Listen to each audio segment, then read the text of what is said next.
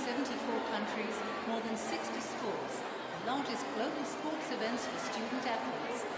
Thousands of athletes, millions of students, welcome to FISU. For 70 years, the International University Sports Federation has been leading the university sport movement worldwide through grand sporting events, cultural celebrations and educational programs. Recognized by the International Olympic Committee since 1961 as the key driver of university sport, FISU helps today's student athletes become leaders of tomorrow through a positive university sports experience. At the heart of this movement lie FISU's sports events. The Summer and Winter Universiades are the World University Championships and the World University Leagues and Cups. These top-class events bring together the world's best student athletes between the ages of 17 and 25. The Universiades are the largest and most prestigious international university sport events in the world. Live action from the Universiades is broadcast to more than 100 countries and can be watched from anywhere in the world on digital platforms. The Summer Universiade is staged every 2 years in a different host city and brings together more than 10,000 athletes who compete in all major sports such as athletics, basketball, gymnastics, swimming and volleyball. The Winter Universiade is also a biennial event and gathers more than 2,500 participants from more than 50 countries. The world's best student athletes in sports such as biathlon, ice hockey, snowboard and figure skating compete at the Winter Universiade. Complementing the Summer and Winter Universiade sports programs are the World University Championships. These single sport competitions are held every alternate year in several countries and continents. In 2018, 33 standalone World University Championship events made for a calendar full of quality competition in a wide array of sports, from karate to beach volleyball, rugby sevens to cheerleading and sailing. In 2015, FISU brought in a game changer, the 3-on-3 basketball and the World University League. For the first time in FISU history, student athletes competed for their university teams rather than for national teams, making the league a unique global event unlike any other in the sports world. Taking this paradigm shift further is FISU's newest event, the University World Cup Football, which will debut in 2019, putting the best university football teams together on a world stage.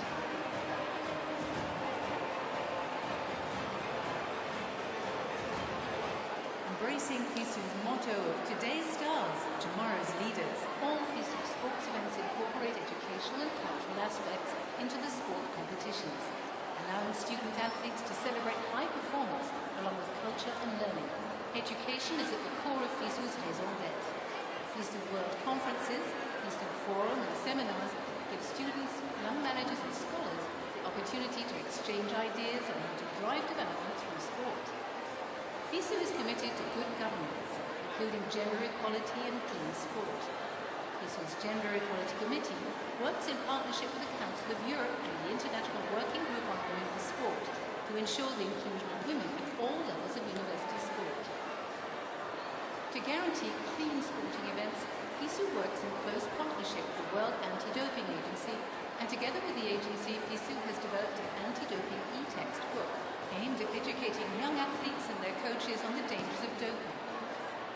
The Summer and Winter Universiades provide young, aspiring sports journalists with a unique training experience. Through the Young Reporters program, selected candidates from all 5 continents, as well as the host nation, get full access, training and invaluable work experience at the competition venues in a real-world environment. The FISU Volunteer Leaders Academy in Kazan, Russia, is another initiative that develops tomorrow's leaders. Every year, more than 100 emerging young sports leaders from different countries are selected as student ambassadors who take the spirit and message of FISU back to their campus and communities.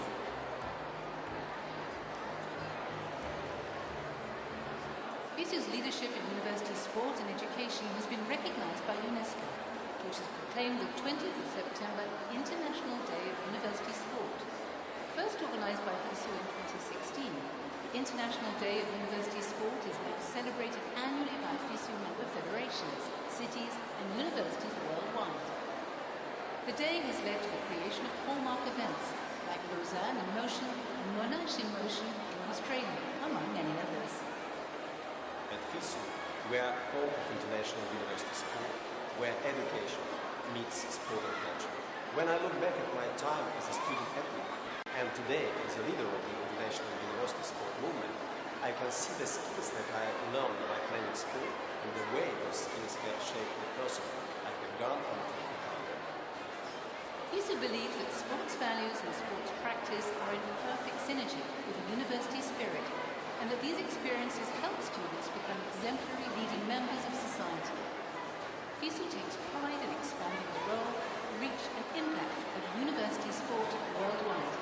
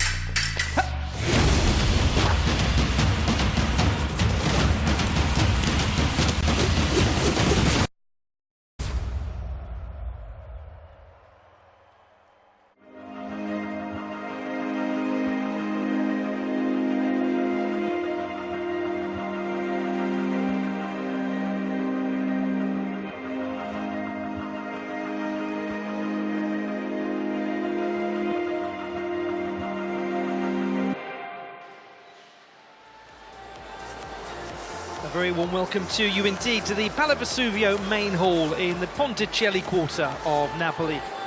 And it is very much the homecoming of the Universiade.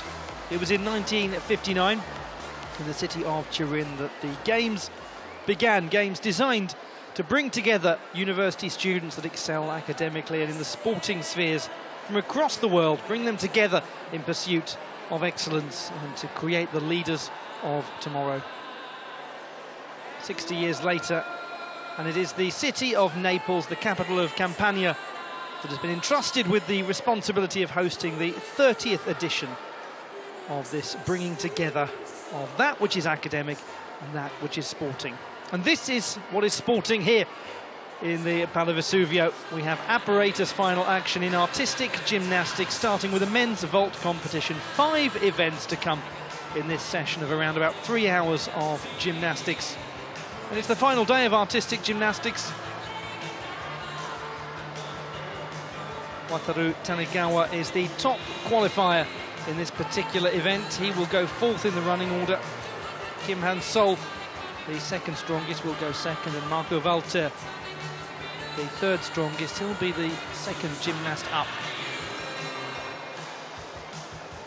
Earlier on, in the first session of the day, in the men's floor exercise, Kirill Prokopiev took the gold. In the pommel horse, Lee Chi-kai, and on the still rings, Artur Avetisian.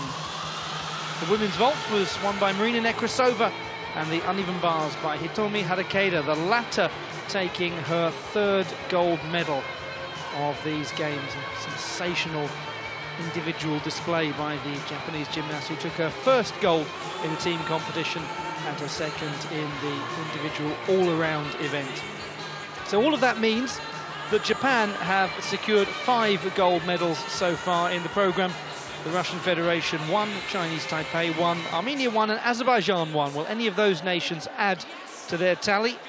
Will we see some new nations in the central position on the podium? All of this fun to come in the next little while here in the Pala Vesuvio, and it's a great pleasure to have your company for this final session of artistic gymnastics at Napoli 2019. Ollie Hogben here in the Pala Vesuvio. I'm looking forward to taking you through this action. It's about time to welcome the gymnasts out onto the field of play. This afternoon you can look forward to the 2nd session of the Apparatus final men and women artistic enthusiastic crowd have been gathered to enjoy all of this action. They've been supporting obviously the local gymnasts.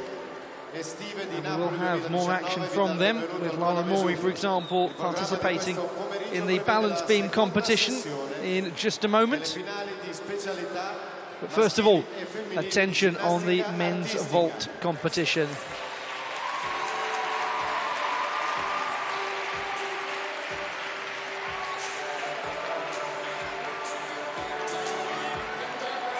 So here they come.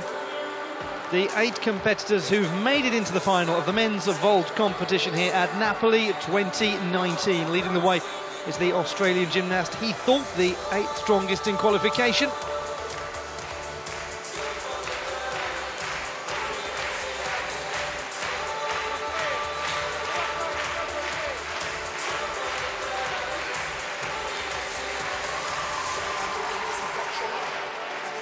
Quite spectacular few days of competition for the Japanese national team.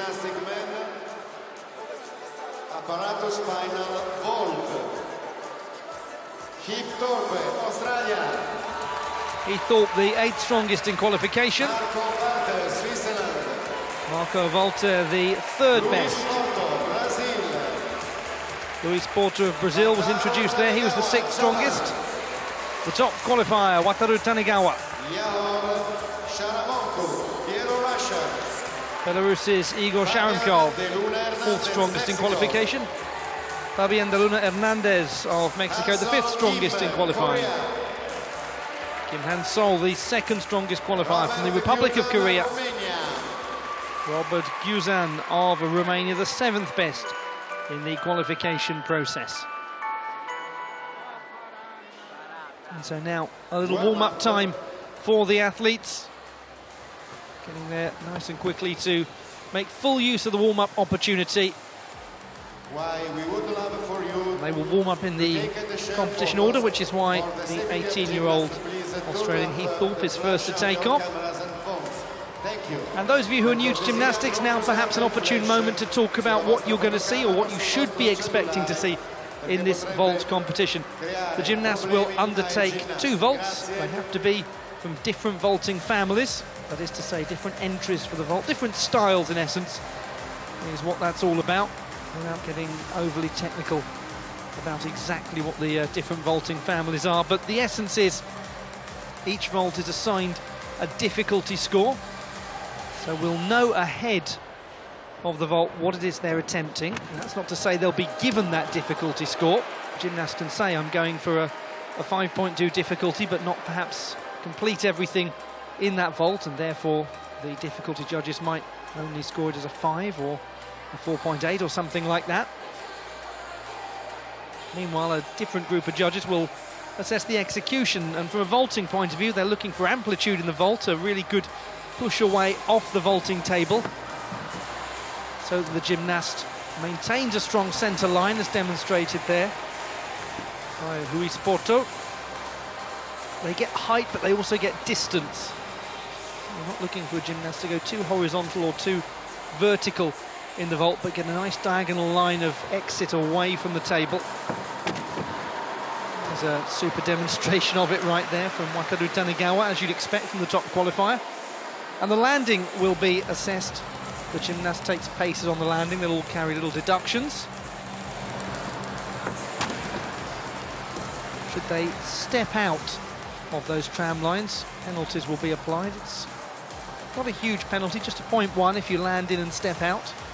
If you actually land out, then significantly worse, as is failing to land feet first at all. That results in the vault not being credited. Gymnast has got to actually come down with the feet first.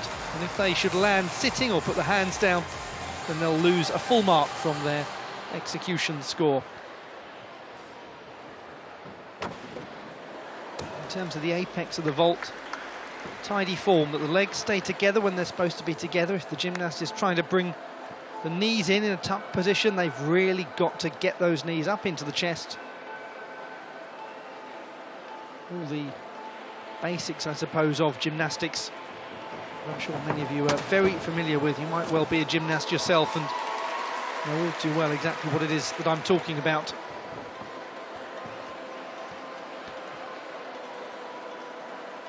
And so that is what is to come, and he will be the first to go. Now, Heathorpe doesn't have hugely high difficulty in terms of all of the competitors. His difficulty aggregate is the lowest, but his execution was extremely sharp in qualification. Very technically precise vaulting.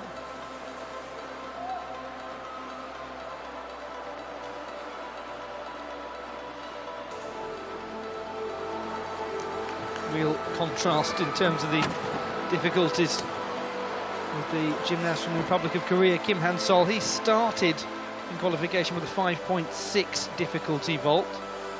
Got a few 5.6 difficulties coming up.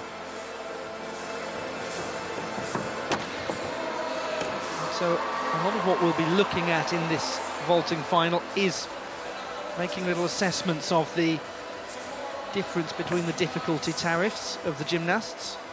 And those who have got a lower difficulty, well, they're heavily reliant on the execution value.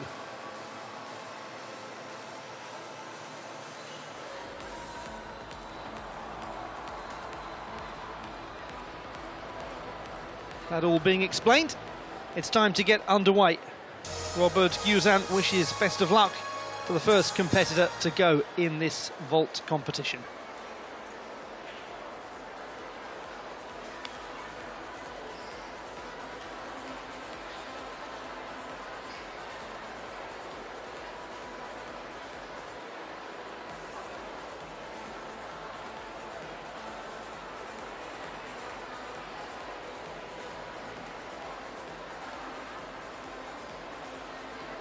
Australia, Heathorpe. So it is time to begin this men's vault final. Heathorpe, the 18-year-old from Australia, to begin, the 8th strongest in qualification. Took a bronze medal in the vault at the Australian Championships a couple of months ago.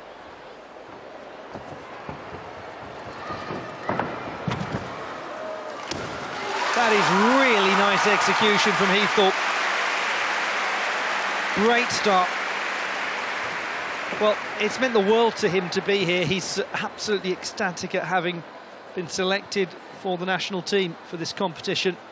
Came into this day of finals being quite clear that he wasn't too happy with his overall performance so far. He's very exacting of himself, which is an estimable quality in a young gymnast. But he's really come out with determination and produced a lovely display there. A little bit of drift to the side, not a huge amount.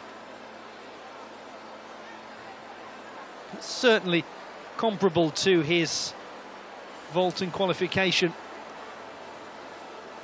if not stronger.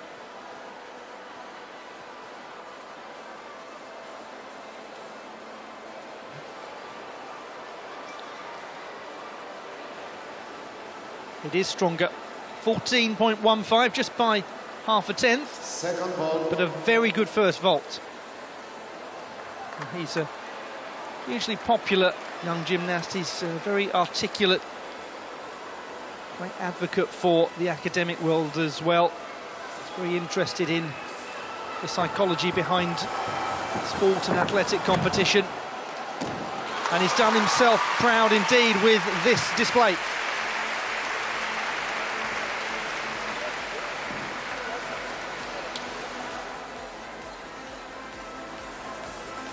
Came out to this competition with his teammate and best friend Hudson Irwin. They and another Australian gymnast all share a flat together.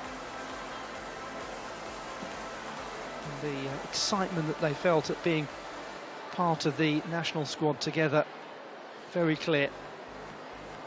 We'll take a 0.1 penalty in that vault. Wasn't perhaps the truest of connections off the springboard, and that's why he had that little bit of a drift to the side again, slightly more of a lilt on this occasion. But nonetheless, really good display. 13.8 is the total score for Heaththorpe. That is as he performed in qualification.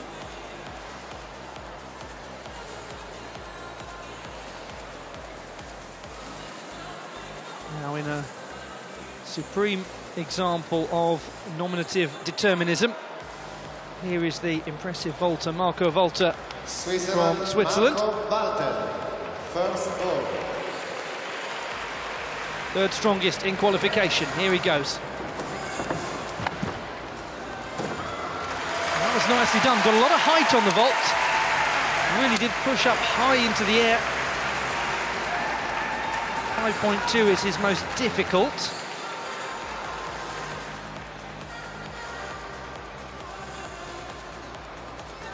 Perhaps he does rather sacrifice the distance a touch.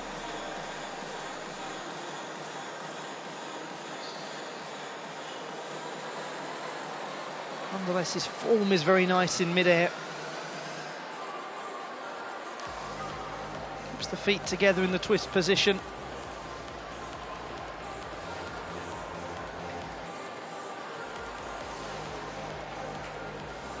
And he scores a 14.4, which is 1/10 down from the mark he was awarded in qualification.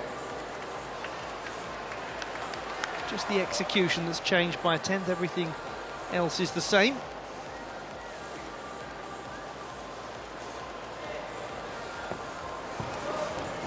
Second vault.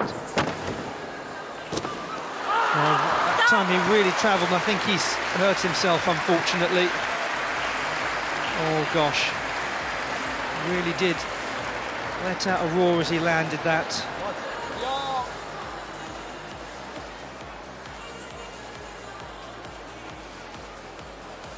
Oh, goodness me. Poor Marco Walter has had a nasty landing coming out of that.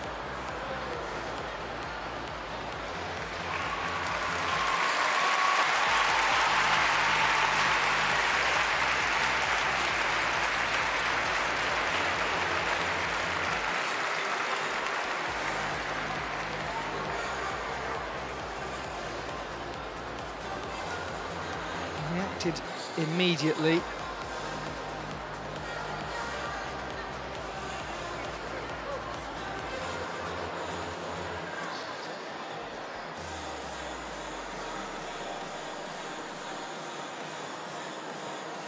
Swiss team watching on concerned. He's getting really good medical attention straight away.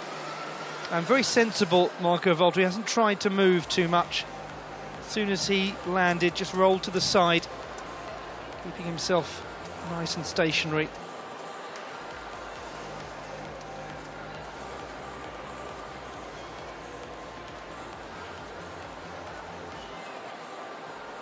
Well, if you're just joining the action, you arrive at a point where Marco Volta of Switzerland is receiving medical treatment just for taking a slightly difficult landing in his second vault. He reacted immediately in pain. Score comes and it's not of any great consequence. What matters is the well-being of Marco Volta. We do sincerely hope that all is well for this very experienced gymnast. Competing in his second Universiade. It was very clear from the moment that he landed that he was in some pain. He felt it and did rather call out. Tricky to be part of the team in this situation. They'll all want to know how he's doing, but he's just having quite a calm conversation with the medical staff.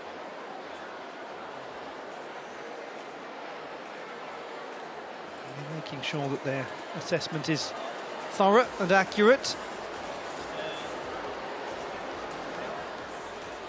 Luis Porto will just keep all of this out of his head for the time being.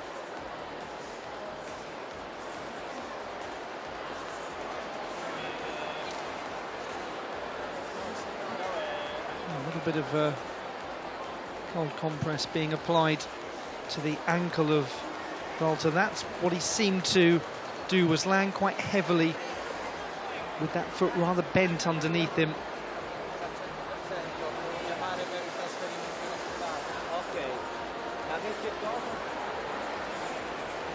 think at the moment just some discussion necessary about the most sensible way to help Marco Volta remove himself from the field of play and to continue the treatment and the assessment.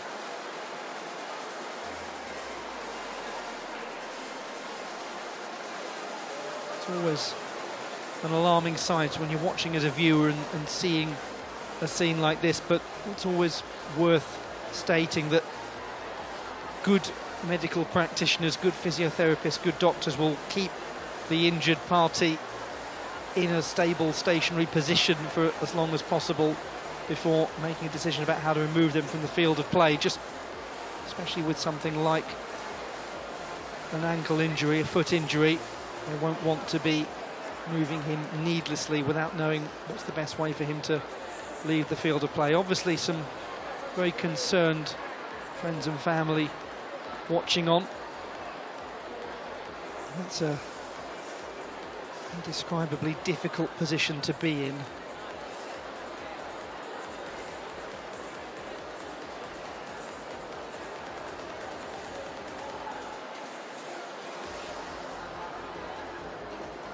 He's being well looked after though down on the competition floor. Decision evidently being taken to ensure no further stress is put on the injured foot or ankle, as it may be, of Marco Volta, and just to allow him to have a comfortable exit from the field of play.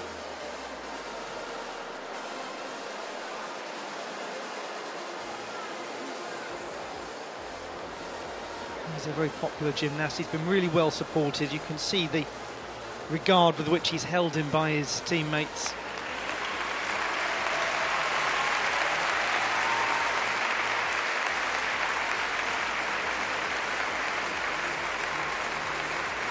Remarkably tough people, gymnasts. So Marco Volta has been safely positioned and looked after by the medical team, and will be taken away for further assessment to see just the nature of that foot or ankle injury that he suffered. And he's getting a lovely reception from the fans here in the Pala Vesuvio.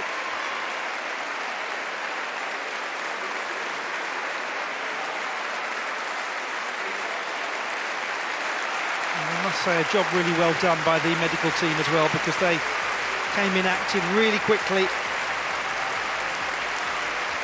Marco Volta himself has been exceptionally calm about the whole situation, and that is of great tribute to him as an athlete as well. As has he. Luis Porto had a long waiting time.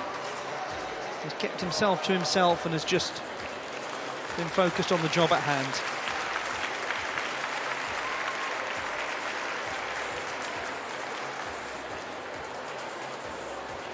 Brazil, Luis Porto. Competition continues in the men's vault. Luis Porto of Brazil, the next competitor to go. And that was a big, powerful vault from Porto. The 2-year-old is from Porto Alegre in the Rio Grande do Sul, right in the far south of Brazil. He was 4th on vault in the South American Championships of last year. Does get really high in that vault. Only time we've seen him in World Cup competition was a vault final appearance in Australia last year.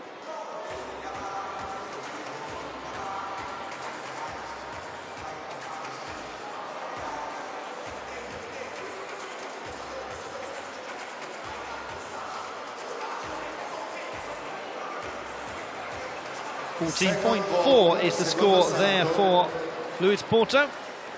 So a little bit of an advancement from his first vault in qualifying by half a tenth. This is not as difficult a vault if he attempts the same things he did in qualifying. It's very stable indeed. Oh, super. You know what, I think he's a touch pleased with that one.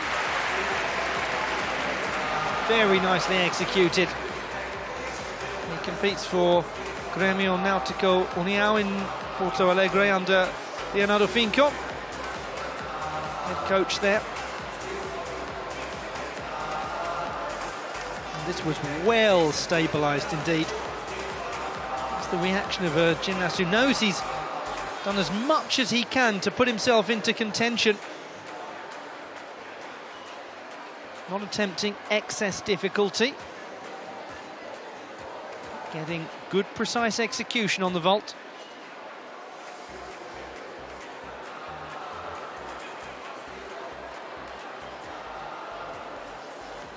And where he's from, Porto Alegre, means joyful harbour. And certainly be harbouring feelings of joy as that score comes in. So Porto has gone into the lead with a 14.35. First vault.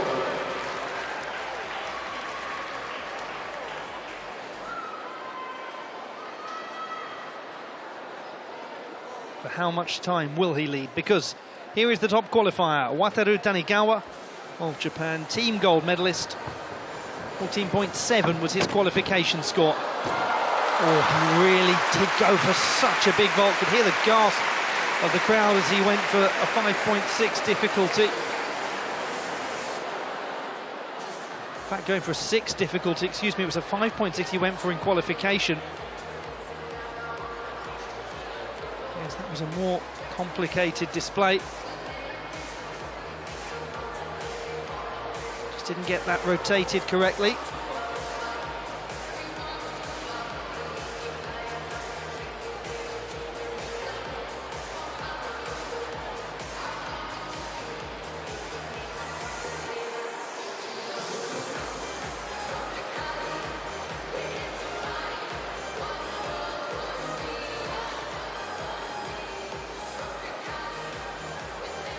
I want to come back to the performance of Luis Porto for a moment. That second vault of Porto had a 9.5 execution score. Isn't that something?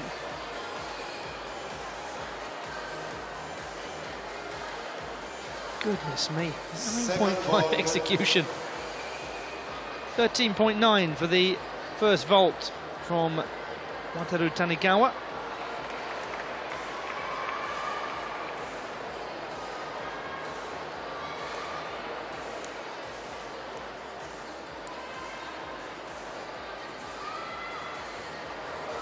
This was a sensational vault in qualifying. 15 he got for this. And he'll certainly score highly for it again. It's going to be quite a battle for Tanegawa, the top qualifier, to retain that position.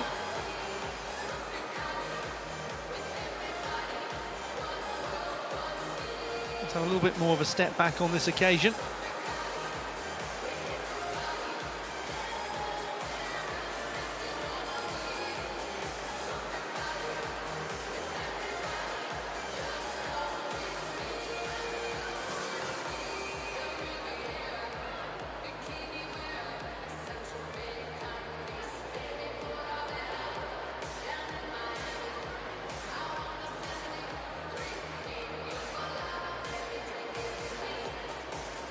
What a great gymnast. It's good that we're seeing more of Tanegawa in these Apparatus finals after he missed out on the all-around competition. And he missed out by being the third strongest. It's just that there happened to be two Japanese gymnasts above him. 14.275. Almost, but still it is Porto in the lead. He's dropped quite a bit, courtesy of that first vault from qualification. Tanegawa. Igor Sharamkov of Belarus. He's been a very busy gymnast of late. Competed at the European Games in Minsk. Also competed in the European Championships in Poland. Oh, I hope he's okay there. Just lifted his left leg a touch, but I think it was just a stabilisation rather than feeling any pain.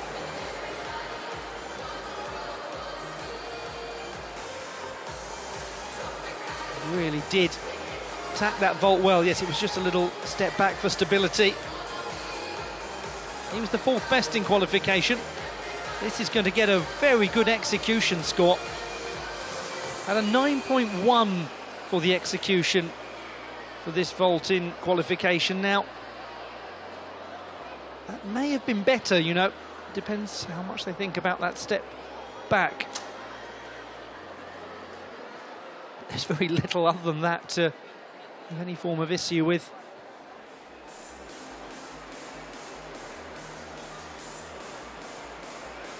Oh, it's a very good execution score. Second ball. Igor Sharamkov has delivered an absolute belter of a vault. 14.45 the score, 9.25 execution.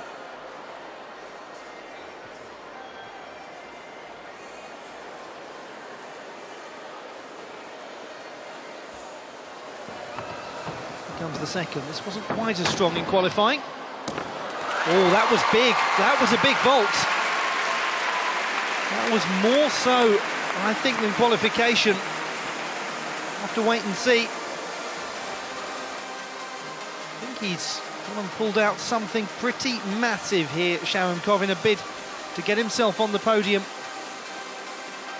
He has had the heartbreak of just missing out recently on a podium finish. He was fourth in the European Championships in Szczecin. I don't know if any of you remember watching that and the drama that followed afterwards when Andrei Medvedev had an upgrade to his score. There will be a penalty there for Sharamkov, quite clearly.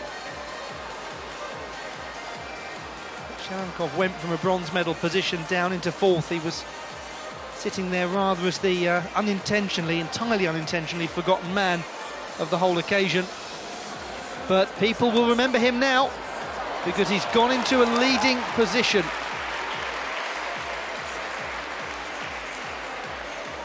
Mexico. 14.35. Fabian de Luna Hernandez.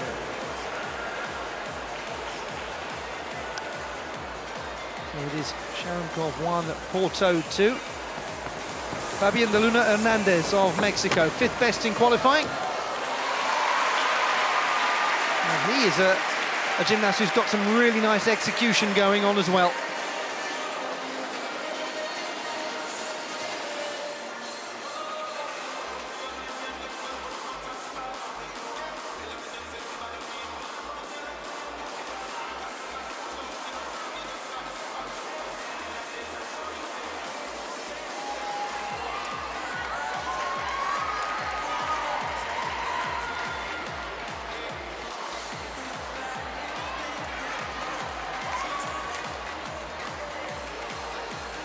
he did establish such a clean, clear path in that vault.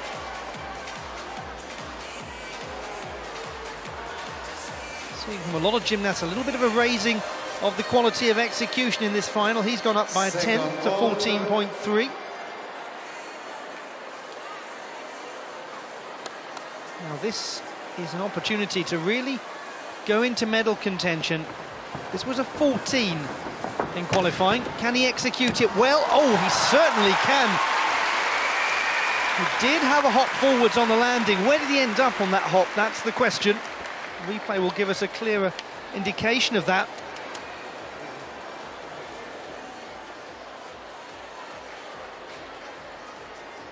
Let us see. Looks like he's just drifted out a touch.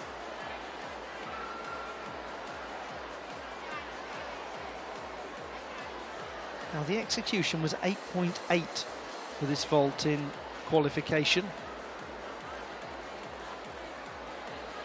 May have been better executed, but there will be the penalty likely to offset.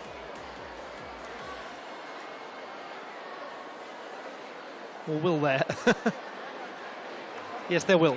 So it's a 14.05 for that second vault. 14.175 the score. So fourth place for Helena Hernandez. Korea. Kim Han-sol from the Republic of Korea, the second strongest in qualifying. 14.525 for him. Now he really does have good difficulty. A chance to create a little bit of a cushion.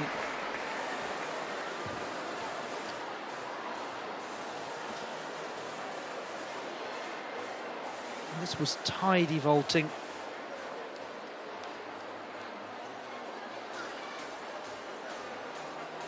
Certainly gets fully round, controls his landing well.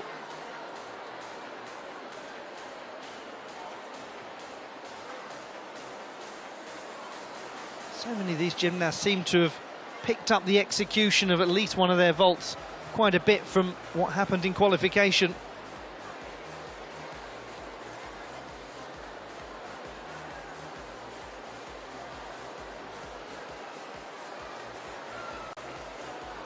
They look reasonably quietly confident, and that's why 14.8 goes up by half a tenth. So he's reasonably on course here, Kim Han-sol, to move into the lead if he can have stable execution in this second. Let us find out. Certainly can, and he really gets distance away from the table. The 23-year-old who's a student of education at the Korean National Sport University, institution founded in the early 1970s. And it's a university that's produced a lot of very good athletes over the years. Many of you watched Pyeongchang 2018. You might remember Yoon Sung-bin won the skeleton competition, and also Shim Suk-hee and Lim Hyo-jun. They were short track speed skaters who took gold. There was Park Sang-young, who was a fencer who won épée gold in Rio. So he's an esteemed company in the athletic community.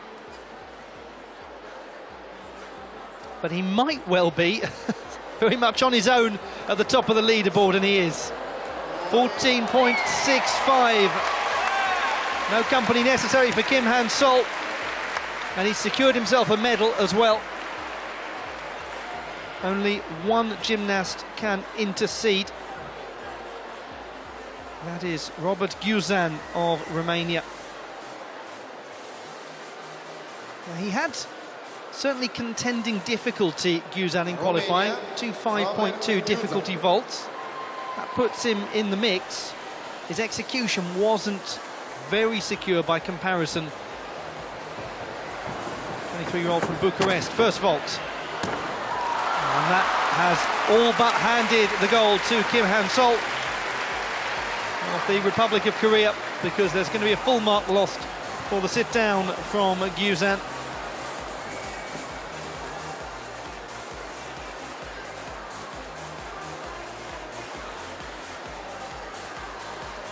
you know, he was pretty close actually to being able to rescue this. Not that far away, it really isn't. One of those nearly but not quite occasions that you get in this sport. Do that on many an occasion and rescue it.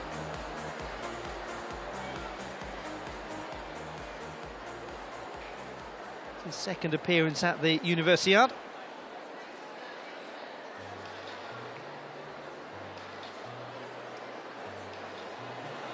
Well, he'll know now that that's the job done, but he's doing what all gymnasts do, which is not celebrate it with too great a vigour until the next, or the final gymnast has competed. So it's an unspoken etiquette in the sport.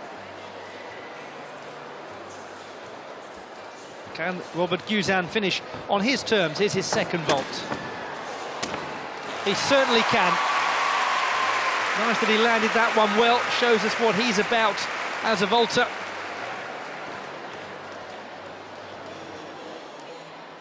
He managed to get a vault bronze medal in the World Challenge Cup last year. One of the regular season events for gymnasts. Conclude the final vault.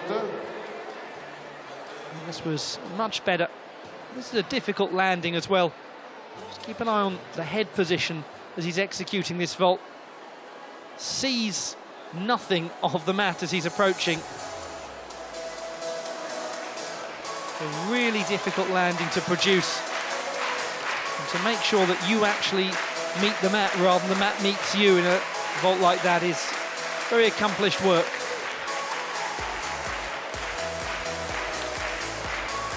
Guzan will know that he's got too much left to do. So his final score is 13.3, and that is good enough for 7th position for the gymnast from Romania.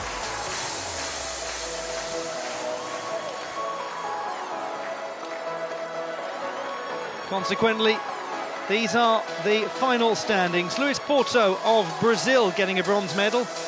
Igor Shalonkov of Belarus securing the silver. Great moment for him after missing out on a few occasions recently. And Kim Han-sol of the Republic of Korea is the Universiade champion.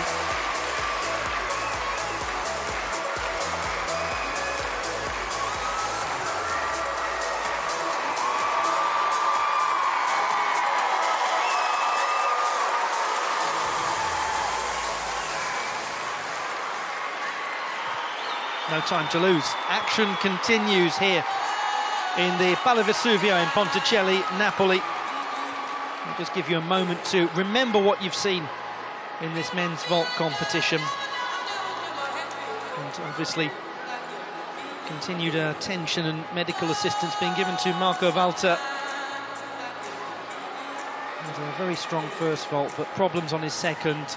Just seemed to come down awkwardly, slightly bent over on his foot or ankle. But he's being well tended to, and if we do get any updates on Marco Walter, then obviously I shall let you know. Barbara Mogozova, Slovakia. Lara Mori, Italia.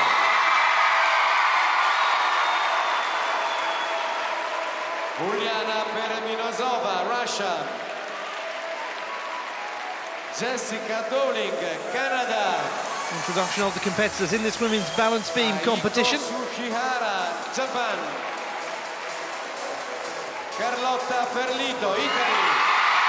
Two gymnasts from the host nation, in case you hadn't picked up by the enormous roar.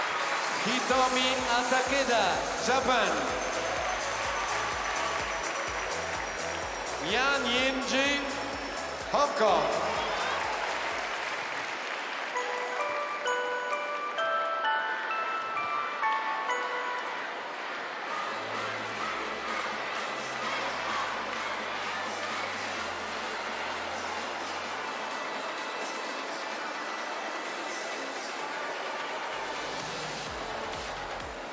The start list for the women's balance beam competition. Uliana Perebinosova of the Russian Federation, second strongest in qualifying, goes third in the order. Carlotta Ferlito, the third strongest, goes at number 6. And penultimate gymnast to compete will be the top qualifier, Hitomi Hatakeda of Japan, who's going for yet another gold medal. Can she achieve it? Can she manage 4 at this Universiade? That would be something extraordinary. Just a chance for a moment of clarification as well, as the Italian fans get themselves warmed up and ready to enjoy the work of Carlotta Felito and Laura Mori. The men's vault competition.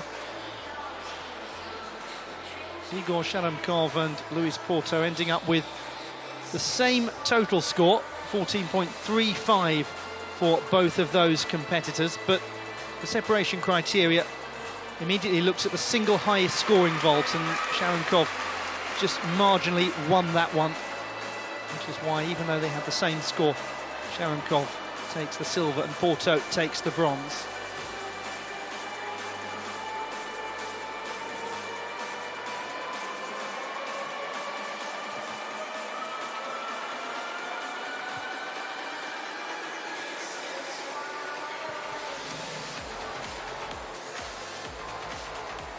Uliana Perebinosova going through her warm-up process.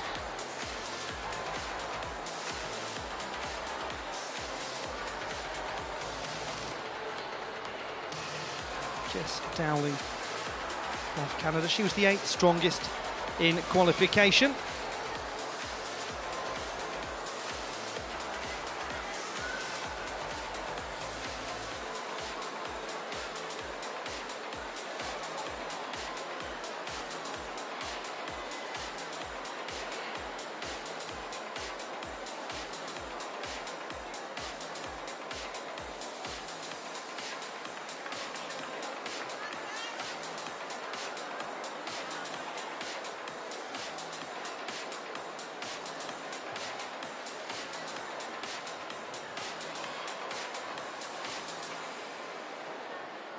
Well, the fascinating thing about this balance beam competition is when you actually look at the qualification scores, there is not a huge amount of what I sometimes refer to as daylight between the competitors. Now, top qualifier, Hitomi Hatakeda, 13.1. But then when you get to the second strongest, which is Uliana Perebinosova, 12.85. And then let's take a little jump down the order. Carlotta Felito, 3rd best, 12.85. Fourth strongest, Laura Mori, 12.85. 5th strongest in this whole process was Aiko Sugihara, and she scored, look, you don't need me to carry on with this, it's 12.85. The 6th strongest, and that was the gymnast from Hong Kong, Nyan Ying, and she scored 12.8. So the gap between 2nd and 6th position is half a tenth, which means we could be in for an extremely close contest. Sometimes those qualification scores really do pan out in the final. They really are significant. Other times, everything can change. Laura Mori's mother has been a ever-present figure throughout this competition. She's been so proud to be here and supporting her daughter. A lot of the Mori family have come along to enjoy the competition. Indeed, the Japanese gymnasts have also been extremely well supported. There's a great travelling contingent of Japanese fans that travel around the world to support their team. It's been a shorter journey for Laura Mori's parents in Montevacchi, a North Italian town. That's where Laura was born. Trip into the Mezzogiorno, the southern portion of Italy. Stop warm-up.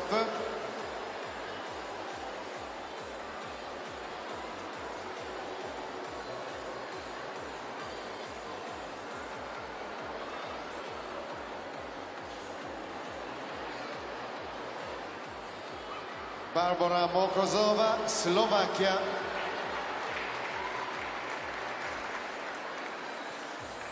The first gymnast to compete, Barbara Mokosova of Slovakia, 9th strongest in qualification, 12.4 for her.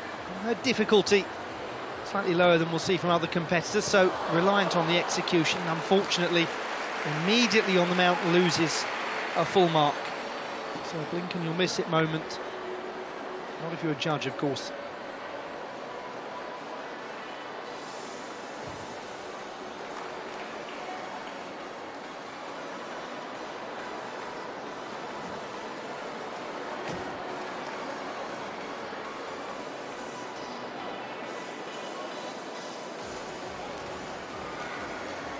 She's reattained stability in this routine.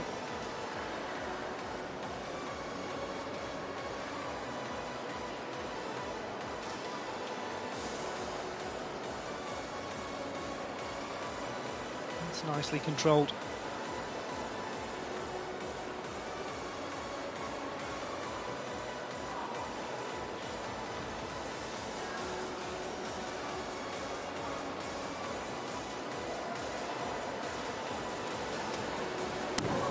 Dismounts really well. Well, everything after the first moment of that display was very sound from Barbara Mokashova. She'll look back at that moment again where it didn't quite happen on the mount. Just a fraction off, that's all. It's cruel, the balance beam. Only have to be off by a tiny, tiny amount, and that's the end of that.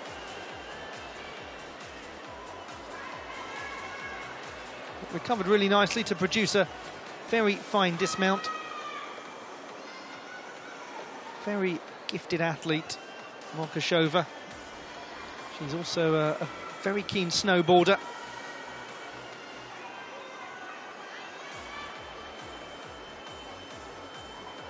She is approaching the end of her sports studies degree at Comenius University.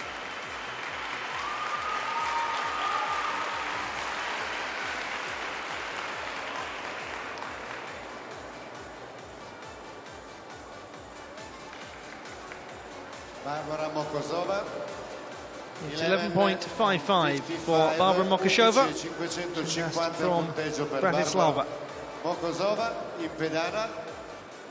Lara Mori, Italia. Now to Lara Mori, the fourth strongest qualifier, so she's definitely in with a shout. And she has delivered really impressive work on the balance beam so far. This is the big one. She's through the first bit. Stability and security in this routine was a key part of Italy's success in taking the team bronze. Now it's just her. She's there.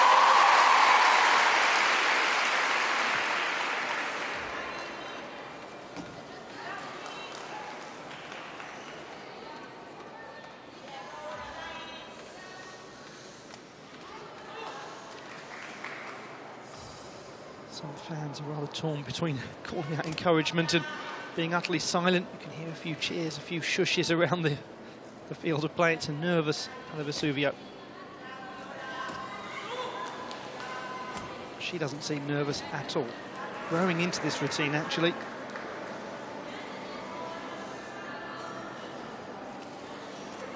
That was nice.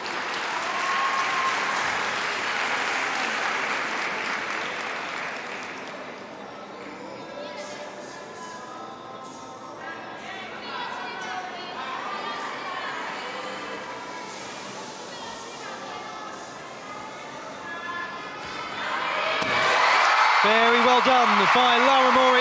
Is it going to be good enough to contend for a medal? It's certainly going to ask the question.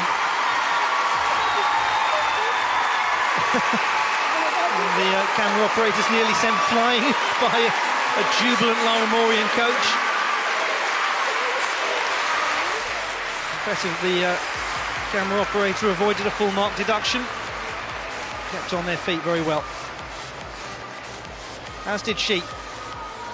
Not the easiest of mounts of the apparatus.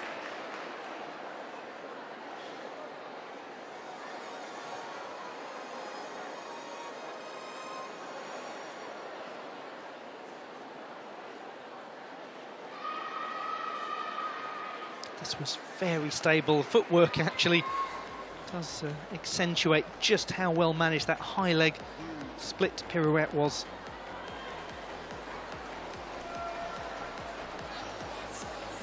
From an execution standpoint, perhaps it was a little less clean than the performance she delivered in the qualification.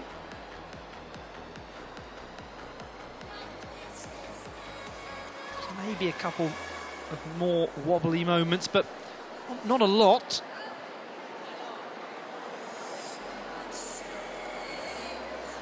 Only score we've had in so far is Barbara Mokashova, and this will almost certainly go into first place, but for how long? Because Parabinosova is up next. She was the second strongest, but all of these gymnasts, this group of 2 through to 5, they were all on the same score. It was just down to the execution tiebreakers.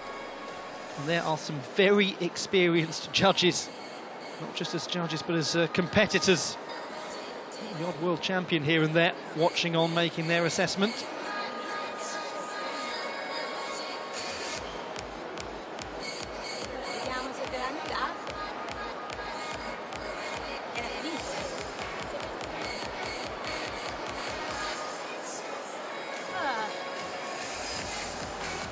So just a reminder, 12.85 in qualification for Lara Mori, 4th best performer, but all down to execution, really.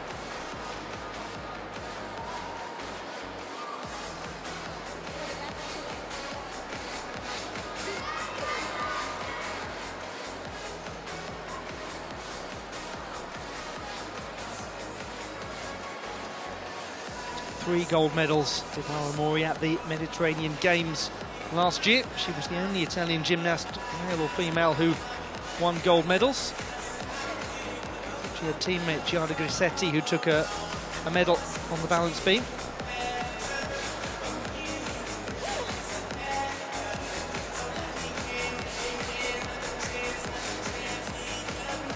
One of the things you will have heard me talk about if you've been watching the competition since it started, how she's been performing really well in the domestic league, in the Serie A of gymnastics in Italy, and how that's been a great confidence build for Lara Mori.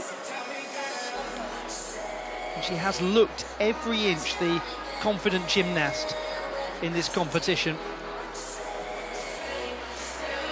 Going to celebrate her 21st birthday at the end of this month.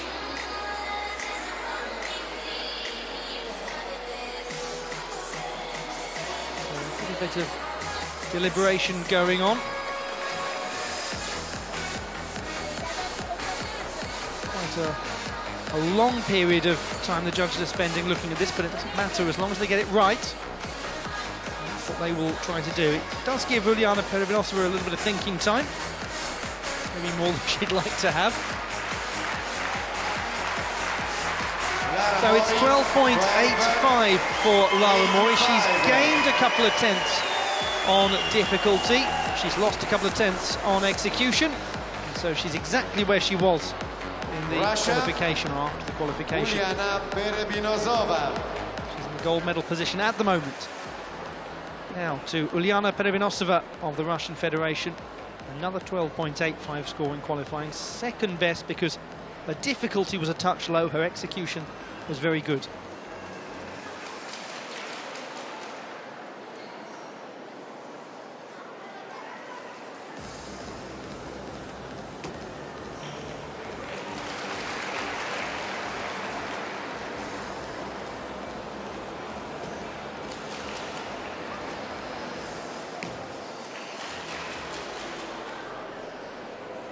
She's had a very strong competition so far, a couple of silver medals.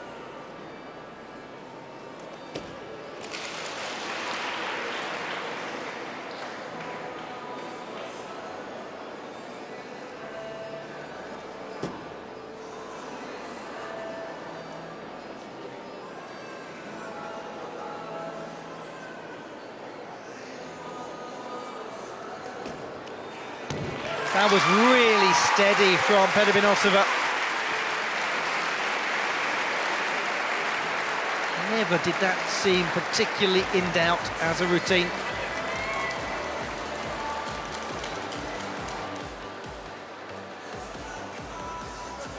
Really good central mark set on those wolf turns, didn't deviate from it. That's the moment where she brought that under control quite quickly and quite well.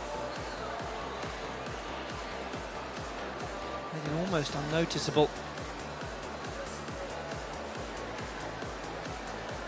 Judges might think she could have got the knees tucked in a little bit tighter in the dismount. Very difficult for a gymnast to do that when they're not really very high off the ground at all in the first place.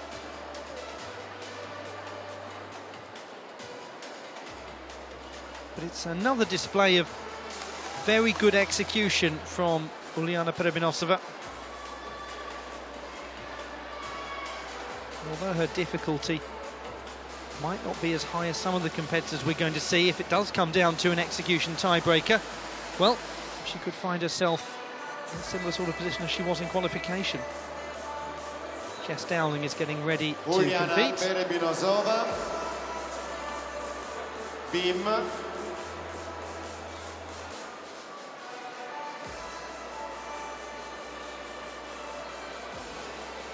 Total score 12 and 80. 12,800. It's a score of 12.8 for Perebinosova. Now she's lost a tenth from a difficulty point of view, gained half a tenth in execution, so just down slightly from qualifying. Second position for her. Mori is still in the lead. Jess Dowling of Canada, 8th strongest in qualifying. Oh, she just held it somehow.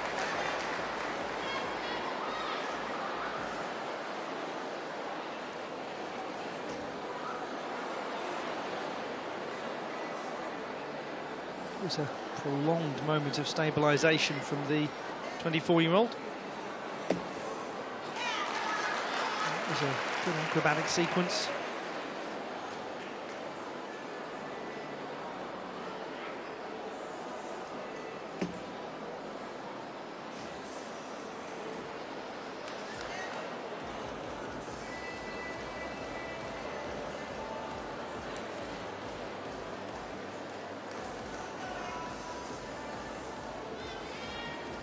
As we saw with Lukashova, Dowling has really settled into this display.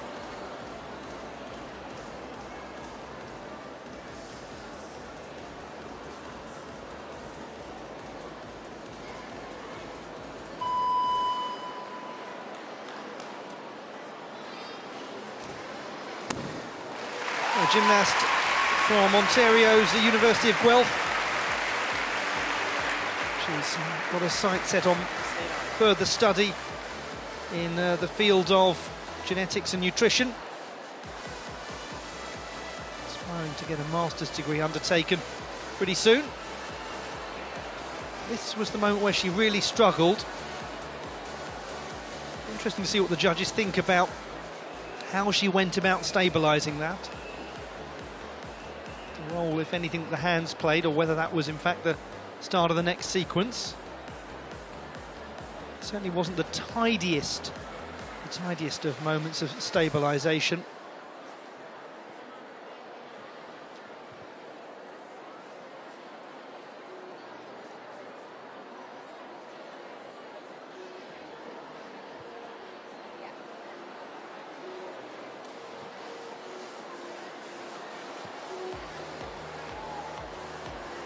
Jessica Dowling, Canada, total score 12.05. So it's 12.05 for Jess Dowling. It's a little bit down in qualifying by around about 4 tenths. Sorry. Aiko Tsujihara, Japan. Aiko Sugihara of Japan next to compete was briefly announced as being Carlotta Felito. But it is indeed the 5th strongest qualifier, Sugihara.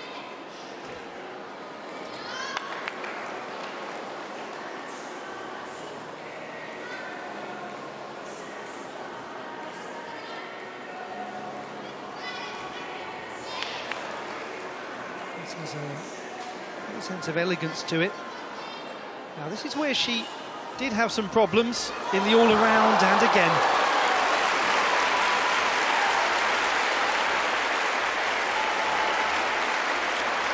not for the first time in this competition, attempting that turn that she has so successfully popularised.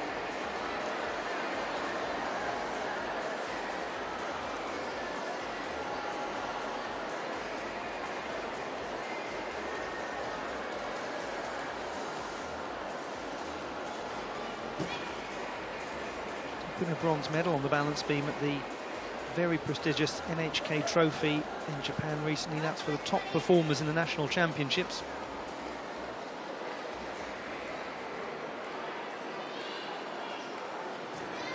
Got ourselves a fascinating balance beam final developing. Sugihara was at 12.85 in qualification. Will find herself somewhat counted out of things. It's not far away again. It's not far away on the balance beam. Invariably ends up being so far away. Points like this I always suggest to any of you out there who are new to the sport and watching a balance beam competition for the first time, just pop out into the garden and draw a line, a chalk line about your foot in width, about 10 centimetres, and just contemplate how easy that is to traverse.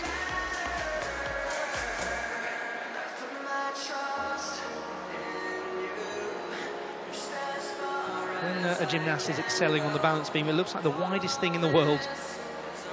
And once you get up close to a balance beam, it really isn't. This is, of course, one of the reasons why it's one of the most exciting pieces of apparatus to watch. Well, she's done enough to move into the bronze medal position, Sugihara. 12.55. So this is how things stand with 3 gymnasts to go. We've got Mori leading, Peribinosova in second place, Sugihara in third. 12.85 the leading mark, 12.8 the silver, 12.55 the bronze. To Carlotta Felito of Italy. There's a gap opened here if she can take it. Has been a silver medalist on the balance beam at the Youth Olympic Games.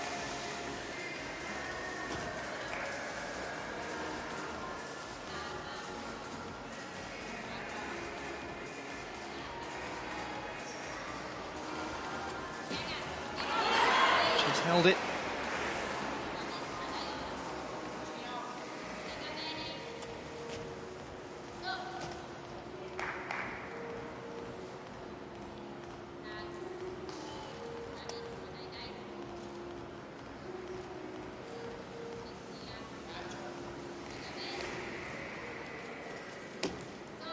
Almost there.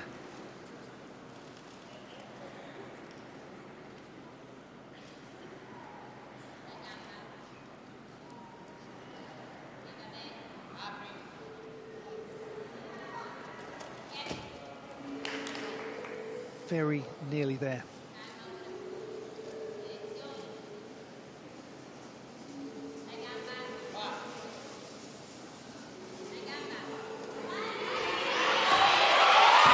And finally, to the immense relief of the crowd in the Pala Vesuvio, there.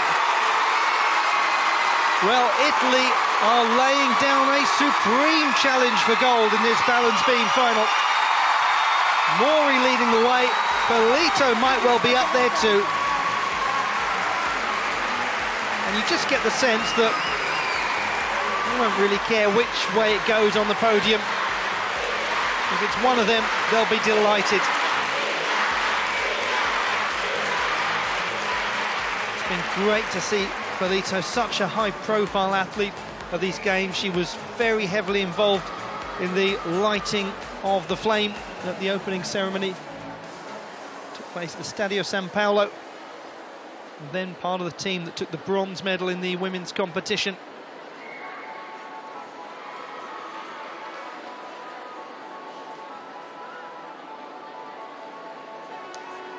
She has for such a long time been such a known gymnast in her home nation.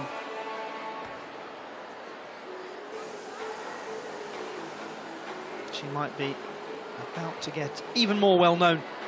A little reminder of the great work of Carlotta Felito on the balance beam.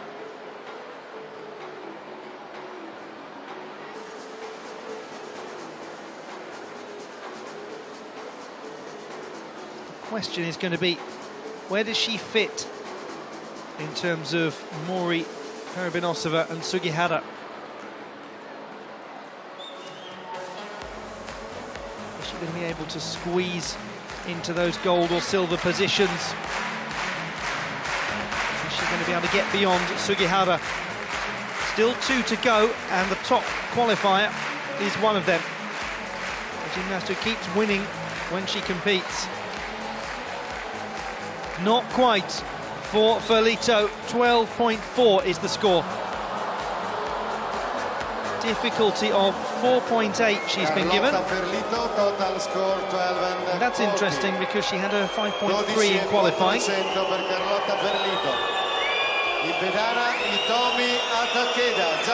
Now, Hitomi Hadakeda of Japan has got to contend with just a little bit of noise from the crowd. By and large, they've stopped that as she's come up to perform.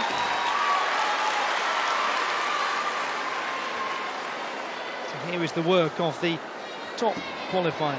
13.1 was her score.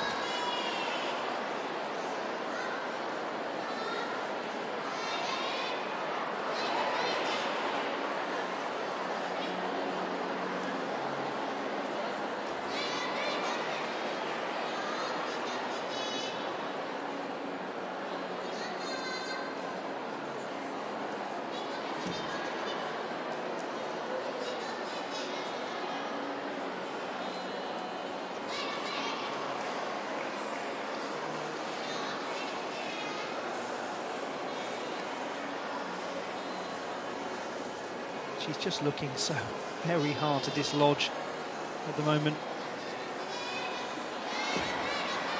Very reliable displays.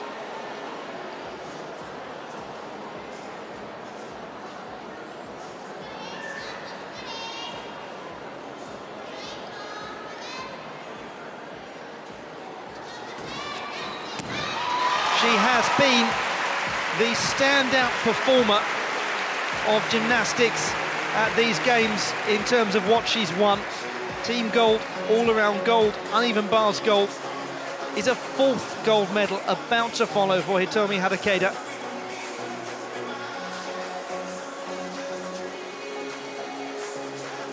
It's a performance of exceptional composure. Really just fantastic.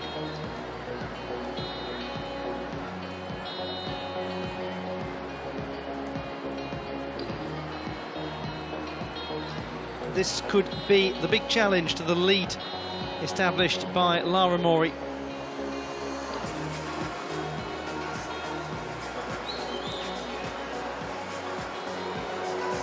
Italy are guaranteed another medal because Mori is in first position with just 2 scores to come in.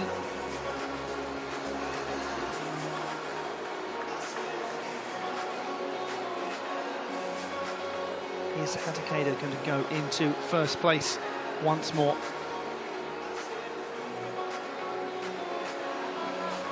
She certainly is. She hasn't seen the score come through yet. She's seen it now. She's got 13, and Hitomi Hadakeda, similar reaction to the uneven bars mark. She's gone into the gold medal position. She might be about to get number 4. The last competitor, Nyan Yin of Hong Kong. 6th strongest in qualification, 12.8.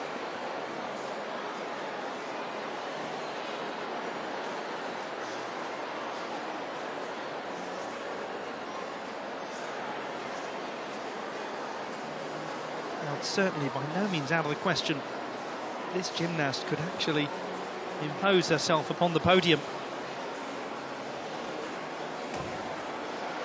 Did well to hold that. She is very much a specialist on the balance beam.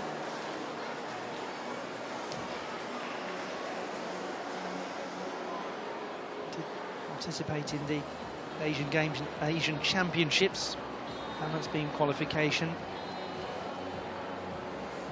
Missed out on the final, but she's taking full opportunity in this final. Could be a little bit of a costly moment.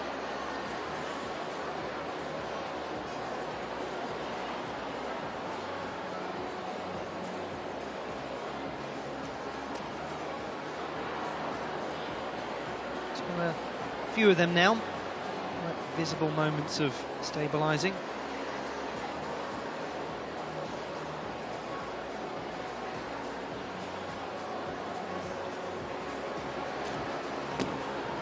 But a very good display from Yan Yin.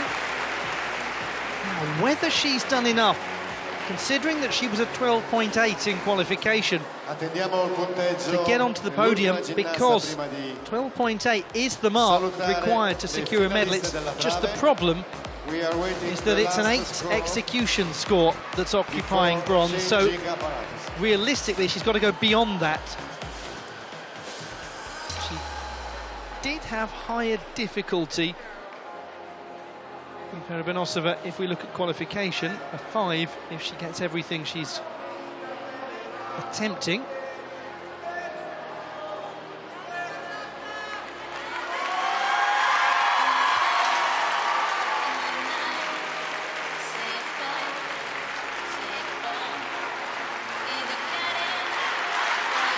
It'll be a good race for bronze.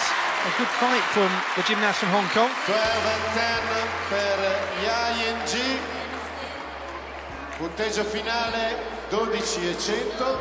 So it is Hatakeda 1, Mori 2, Parabenosova 3. Will there be any change as this final score comes in from Yan Yin of Hong Kong?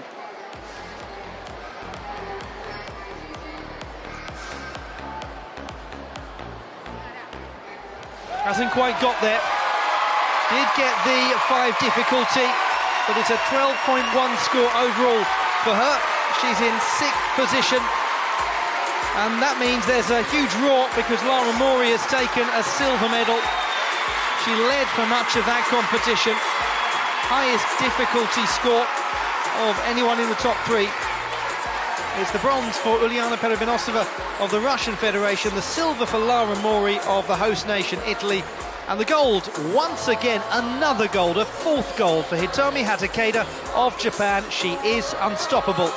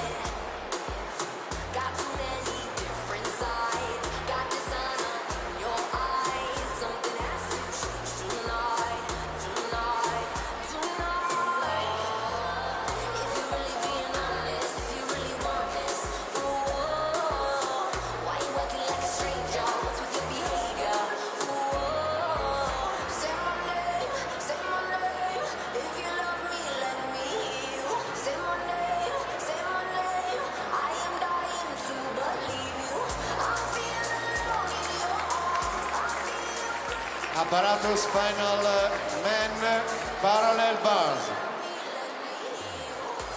Li Qingkai, Chinese Taipei. Marco Sarruggerio, Italia. Kazuma Kaya, Japan. Hamet Onder, Turkey. Milad Karimi, Kazakhstan. Ivan Stritovic, Russia. Brescia. The introduction of the gymnasts for the men's parallel bars final here at Napoli 2019. Kakeru Tanikawa, Japan. Start warm-up. So the warm-up time begins for these gymnasts. The start list for the men's parallel bars final in artistic gymnastics at Napoli 2019. The third strongest qualifier, Kazımakaya, will go third in the order. He'll be followed by the second strongest, Ahmet Under of Turkey.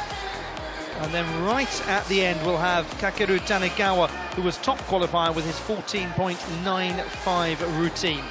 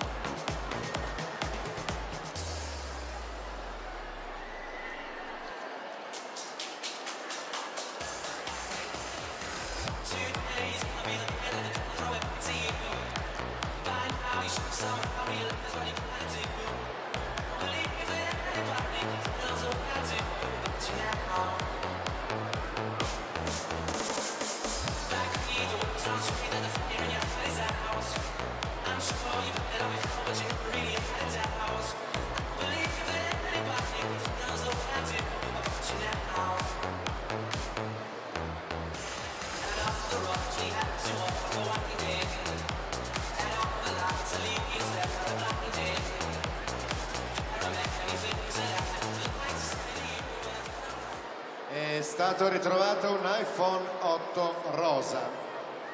Rivolgersi alla sicurezza. Grazie.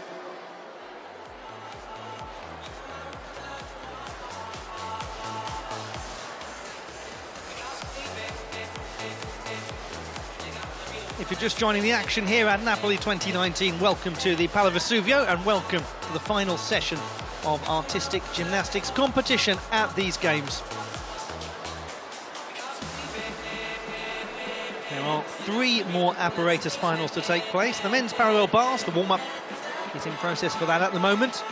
Then we have the women's floor exercise and the men's horizontal bar. And after all is said and done, then gymnastics will pack its bags for just a few days before the rhythmic gymnasts come in to occupy the Pala Vesuvio for the last 3 days of the games. They've been well entertained. I hope you have too, watching the competition at home. A chance to see Marco Saruggerio in action here. He was a part of the Italian team and will be joined by Stefano Patron, his teammate. They were the 8th and 9th strongest in qualification respectively. Italy were 4th in the men's team competition.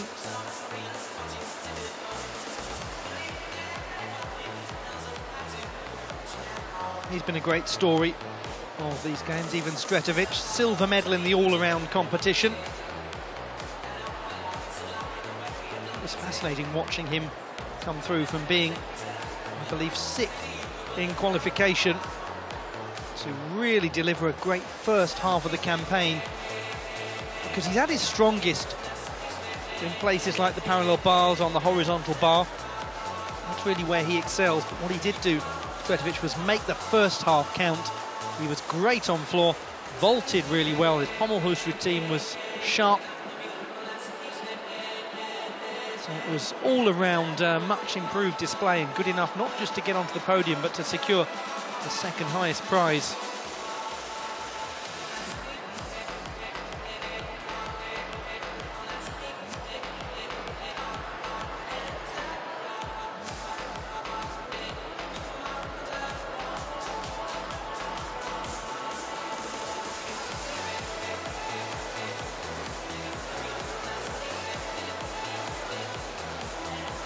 Been great enthusiasm in the city of Naples for these games. It's really been well attended. The opening ceremony had a fantastic atmosphere, really big crowd in a big stadium. Stadio San Paolo is a large place. It's the home of Napoli Football Club. And there's been a sense of purpose and excitement about the city for these games. Other sports at the games, the aquatics programme, diving, swimming, water polo, archery, athletics, basketball, fencing, football, judo, rugby sevens, sailing, shooting, table tennis, taekwondo, tennis and volleyball. Actually, this venue were not hosting the gymnastics. Would have been a good option for judo because it hosts a lot of domestic judo competitions here, and it also hosts a lot of indoor athletics, though it's an outdoor programme at these games.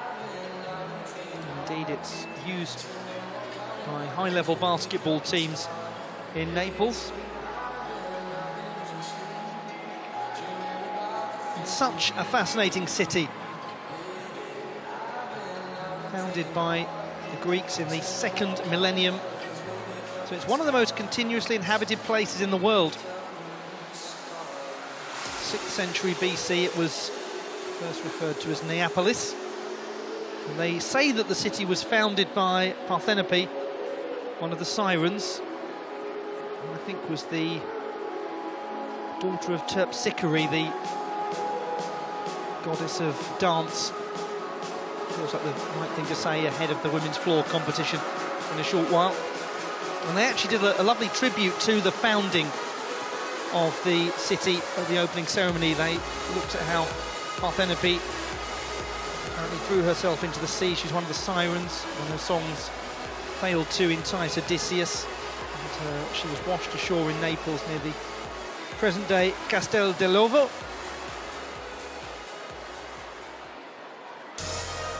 So it always has maintained this very Greek feel, the city of Naples. Even during the Roman era, Greek was still widely spoken here.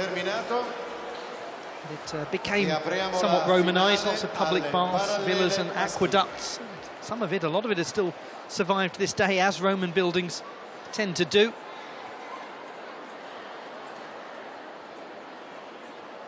Definitely a city well worth a visit, and it's very nice weather indeed.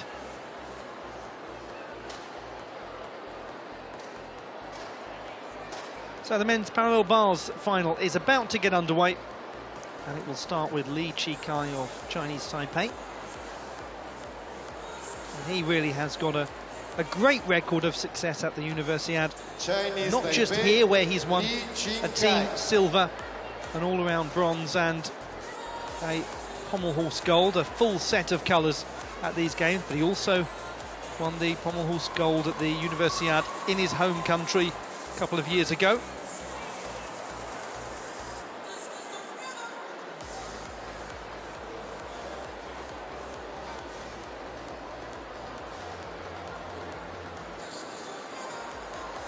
He's still only 23. He's been around for such a long time.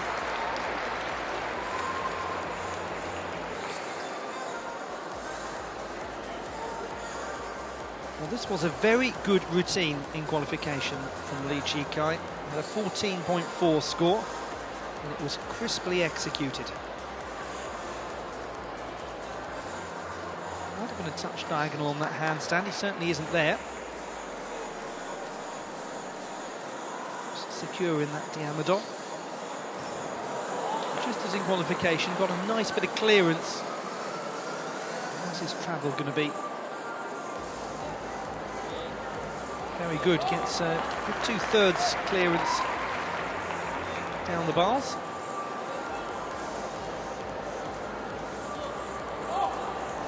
And that's actually a very elegant and stylish correction of the overarch. He made light of that. There's a touch jackknifed as he goes into that dismount.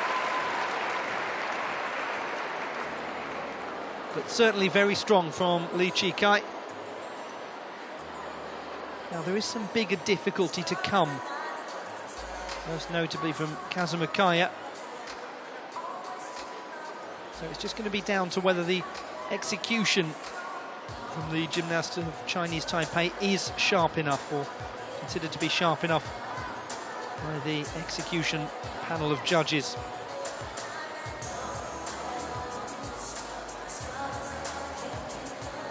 rescued the dismount well with just a small hop forwards. Quite bent over. One of those nose near the knees occasions.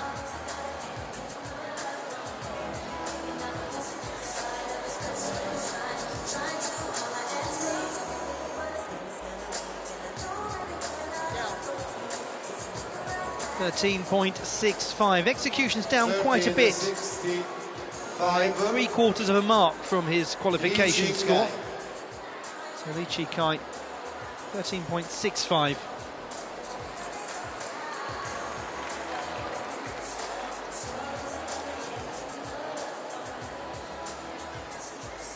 That, to a degree, could help open the door for a gymnast like Marco Saluggerio, because at 14.1 he was the 8th strongest in qualifying, so he's now got a clear target to aim for.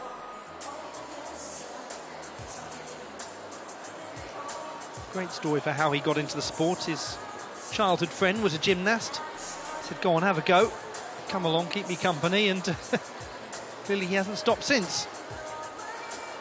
He's also a very fine coach and interdisciplinary coach, Marco Saluggerio. 13.70. Lee Chi-kai. Italia, Marco Saluggerio. Let's come back to Saluggerio in a moment, because it looks as though there's been an adjustment to the score of Lee Chi-kai. 13.7 that's now showing up as.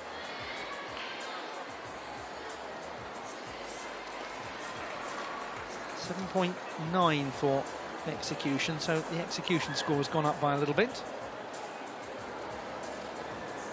Perhaps the score might have been displayed preemptively. Either way, it's 13.7 for Lee Chi-kai. Now, to Marco Saluggerio of Italy. He was the 8th strongest in qualifying. That's a nice journey down the bars.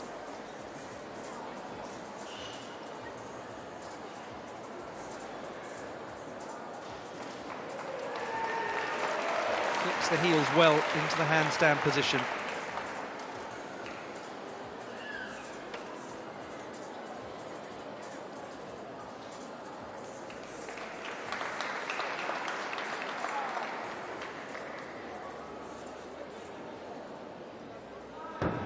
Nice and tidy work from Marco Saluggerio. That will mean a lot to him. Didn't have the opportunity to participate in the all-around competition. And good that he's been there, having his moment in a big final, having been such great support to his teammates. He's been an ever-present figure when they've been competing. He did get a pretty difficult moment there where he collided leg on the bar.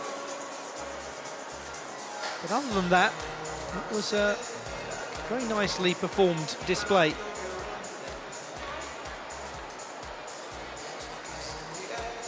As I was mentioning earlier, he is a very good coach. He doesn't just coach in artistic gymnastics, he's an acrobatic gymnastics coach as well at his own club, Juventus Novo Melzo, and also in Milan. Nice to see gymnasts working across the disciplines. And he scored a 14.15. So Marco Saluggerio goes into gold medal position. We still have 6 Marco gymnasts to Saluggerio, compete. 14 and 15, 14 e 150.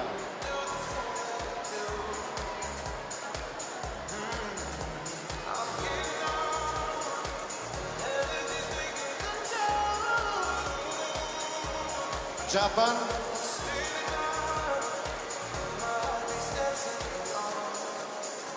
Kazuma Kaya.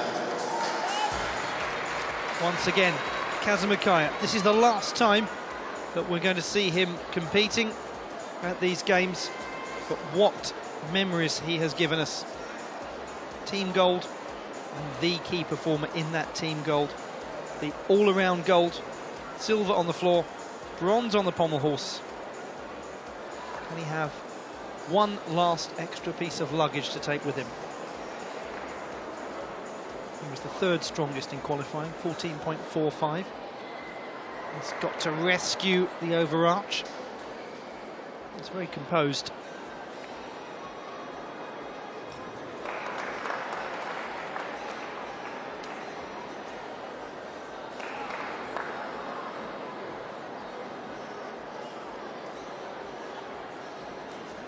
Execution has been very good since that moment. Isn't that lovely crispness into handstand? So perfect. He's got extra difficulty in this little sequence on the single bar. Very methodical handstand that he's then lost, has to pace forward. He's had to hold that for a very long time to get stability. Well, whatever happens in this final, he has been magnificent at these games. He's also, I think, fairly worn out, Kazumakaya. And that's what happens when you become the figurehead gymnast of the team. When you're such a strong performer, suddenly in so many finals, a lot of work to do. And it's been a job well done for Kazumakaya of Japan.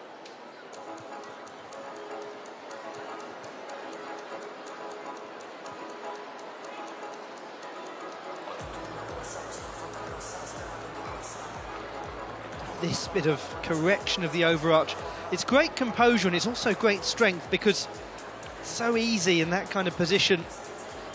Any gymnast will tell you that they can just go over completely, and he displayed incredible calmness and strength to hold on to it.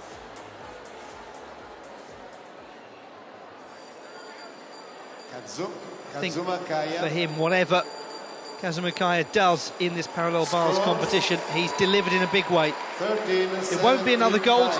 It's going to be a fight to hold on to another medal. 13.75 for Kaya.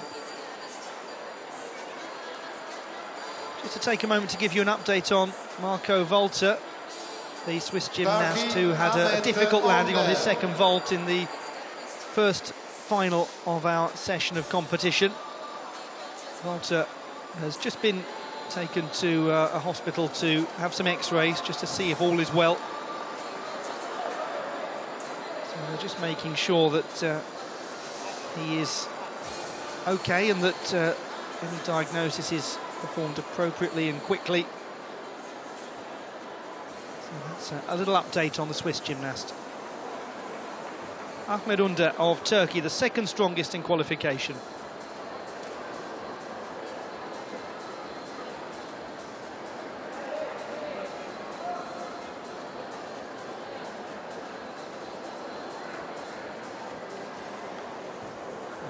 Really did get some height Under.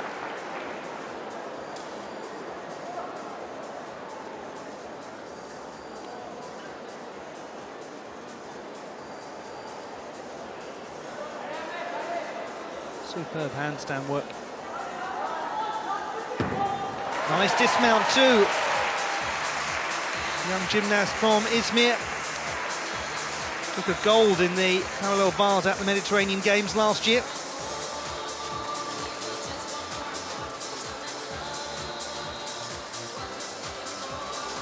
He's done really well recently with some tough injuries to battle his way through. It's restricted the apparatus he can perform, and he's so well known as an all-round competitor.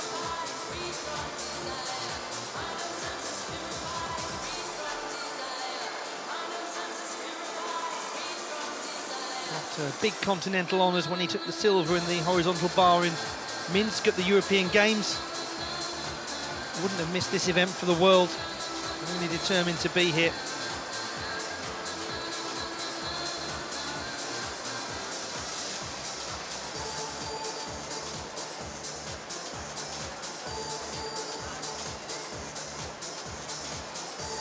Now, where's he going to be positioned? 45. From Under to over. He goes into the lead. 14.45 for the Turkish gymnast. He's now in the gold medal position.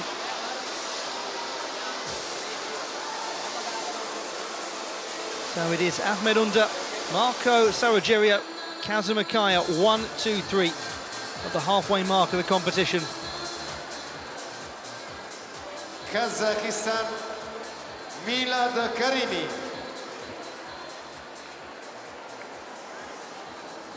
Kazakhstan's Milad Karimi will be the next competitor, the 5th of the 8 and the 7th strongest in qualification.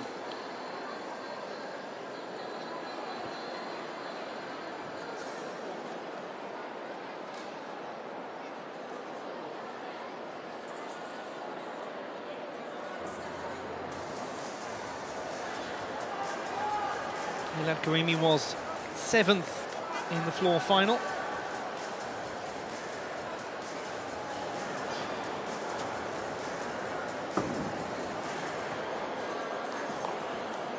He was a good competitor in the all-around. Coming from the second group, he performed significantly beyond his qualification standing. Qualified in 8th position, ended up in 5th. He was reasonably close to challenging for a medal. This has a nice sense of smoothness about it as a display. That was sharp, just a tiny bit of correction necessary. Very nice there. Well, he did well to hold that dismount. There was just a slight sense of a crumpling of the knee as he was about to go to one side, made light of it. Great young gymnast. Still in his very early 20s, still with a lot of developing to do. And he's a brave gymnast as well. He had a very bad break of the arm on the parallel bars in Melbourne at the World Cup in 2018. It has in no way deterred him. Still approaches this work with great confidence. It's what he loves to do, it's where his heart is. That was nicely rescued. Could be an important rescue in his bid to get onto the podium. That he's done. 14.25. He's stepped up from qualification, Karimi. So Unda is still in the lead. Karimi, second place. Salugerio now is in the bronze medal position. Kazimir Kaya has dropped down to 4th, so Kaya won't be adding to his medal collection. Russia, Ivan Stridovic. Carlotta Felito will be competing in the women's floor exercise in a short while. She's getting herself warmed up for that. The silver medalist in the all-around competition, Ivan Stridovic of the Russian Federation. An Olympic medalist in Rio 2016. He's got to correct at the start.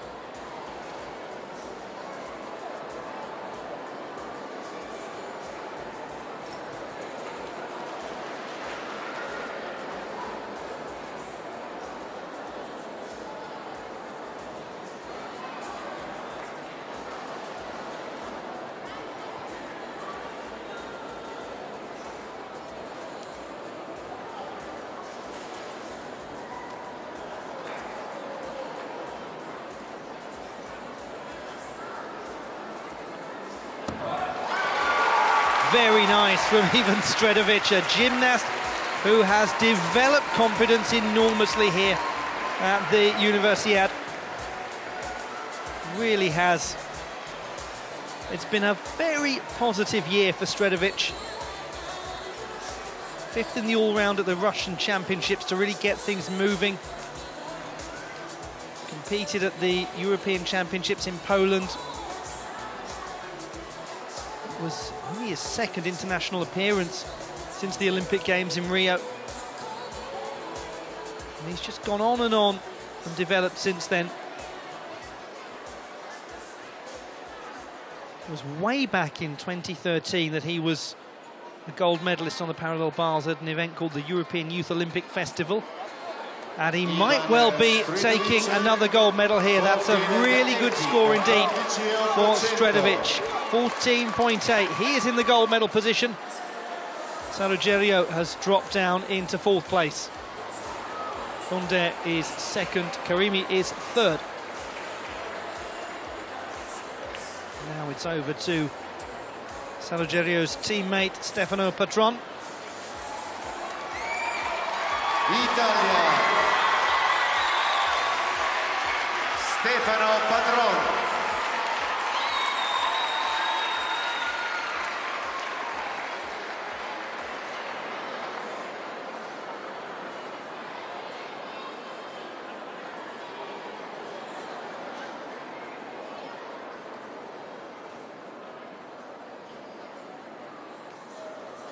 Look of immense focus on the face of Stefano Patron. He was the 9th strongest in qualifying, 14.05.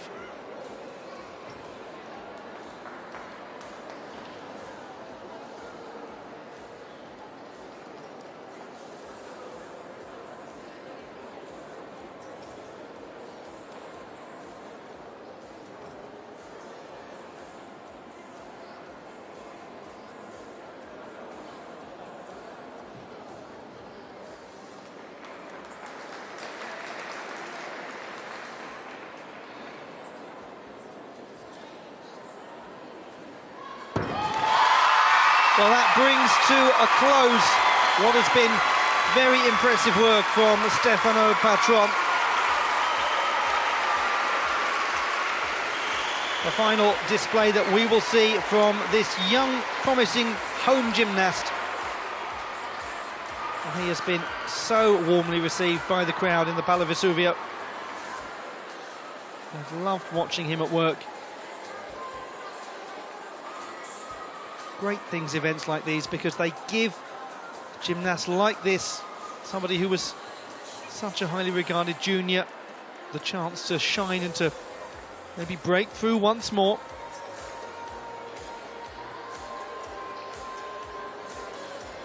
In 2016 he was at the Junior European Championships.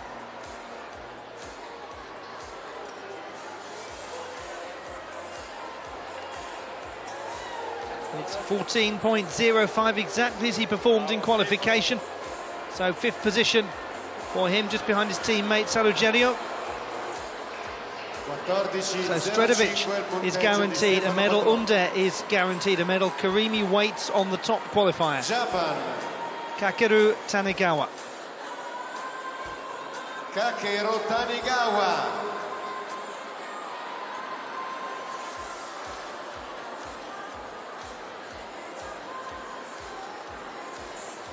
14.95 was the score for Kakeru Tanegawa with his qualification display. If he achieves that here, then he will take the gold medal.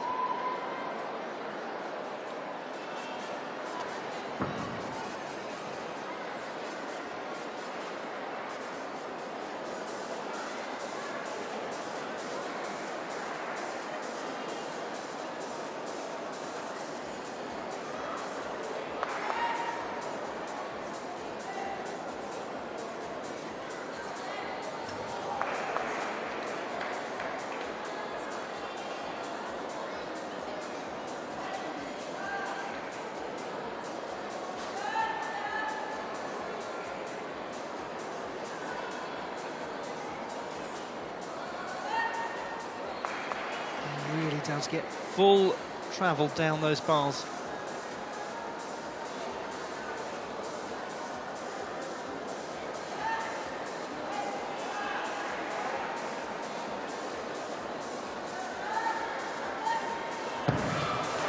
It's going to be a very tough wait indeed now for Ivan Stredovic. Hard to tell whether Kakeru Tanegawa thinks he's done enough or not.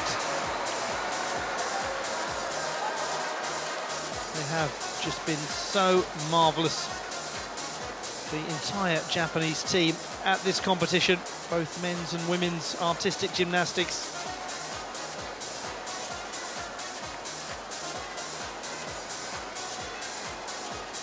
Kakeru Tanegawa was 4th in the all-around. Is he going to get anything to add to his team gold medal? He was very much bent over on the dismount. his feet very steady, but had to pull up from a very pike position.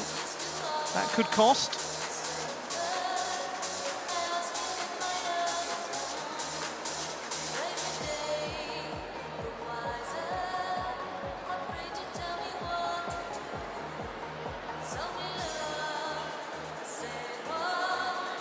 Has got some good difficulty in the routine. If he gets the full credit, it was 6.2 difficulty in qualification.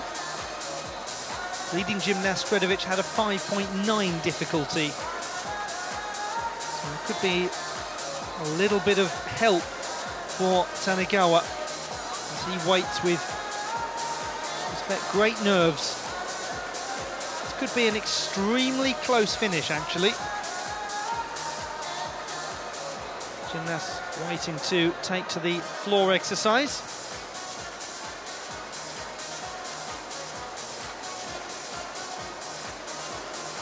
Stretevich 1, Under 2, Karimi 3, 14.8, 14.45, 14.25.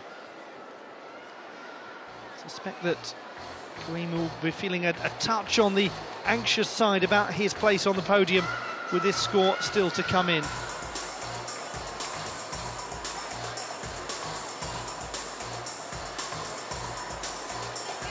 Still 2 events to come, the women's floor, the men's horizontal bar. Kakeru Tanegawa already has a team gold. Is he going to get an individual prize to take away with him?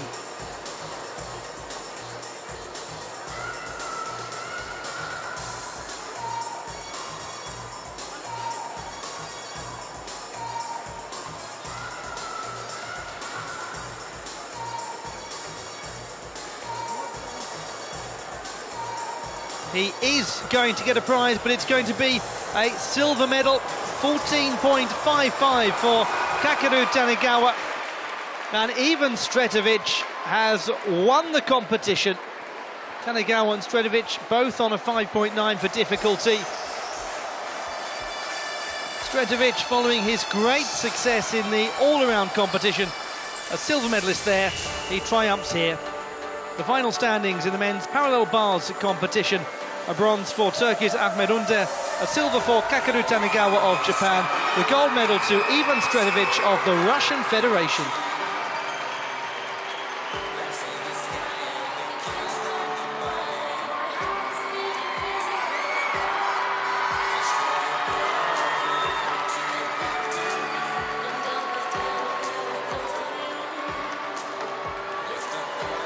It's a job exceptionally well done by Stretevich.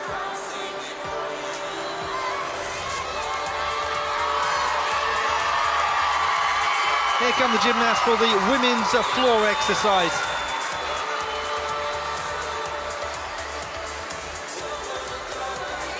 Farah Abdul Hadi of Malaysia, one of the competitors. She was 6th strongest in qualification. Jessica Dowling following behind her. She's got a really exciting floor routine to watch.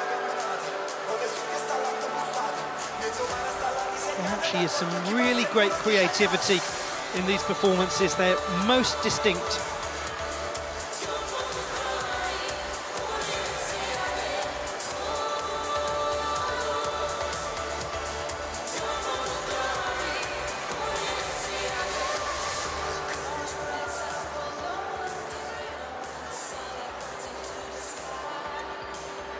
Apparatus final woman floor. Aiko Sugihara, Japan. Aiko Sugihara of Japan, Russia. 2nd strongest in qualification, followed by the top qualifier, Lilia Akaimova. But Akaimova had a very different experience in the all-around final. And Abdul Hadi, then Carlotta Felito, then Uliana Peregrinossova, the 6th, 3rd and 5th strongest qualifiers respectively. Jess Dowling of Canada, 7th strongest. Hitomi Hatakeda of Japan, 4th strongest in qualification, going for a clean sweep of winning every single event that she has taken part in at this Universiade. Fan Ko-ching of Chinese Taipei, the 8th strongest qualifier, will be the last to go. The start list for the women's floor exercise, and we begin with 2 and 1 in qualification. Sugihara and Akaimova And then we wait to see what Carlotta Folito, the third strongest, and Hitomi Hatakeda, the fourth strongest, can do. Hatakeda is on the roll of her life as a performer. This is sensational form that she has been in. Certainly there is great performance coming. And let's just take a moment to remember and enjoy some of the moments from the men's parallel bars final that has just taken place.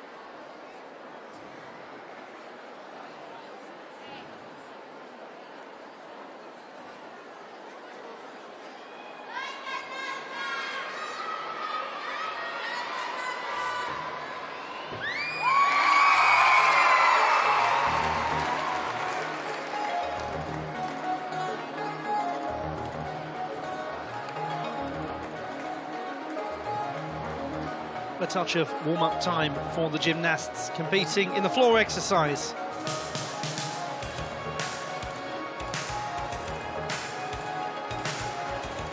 Vi comunichiamo che la classifica delle parallele pari al momento non è definitiva. All eyes on Hitomi Hatakeda. She has already won 4 gold medals. If she wins this, well, let's start with if she wins a medal in this. That's a medal in every event. If she wins it, that is a clean sweep. She didn't take a medal in the women's vault competition by virtue of not being in it, so we ought not to judge her too harshly there.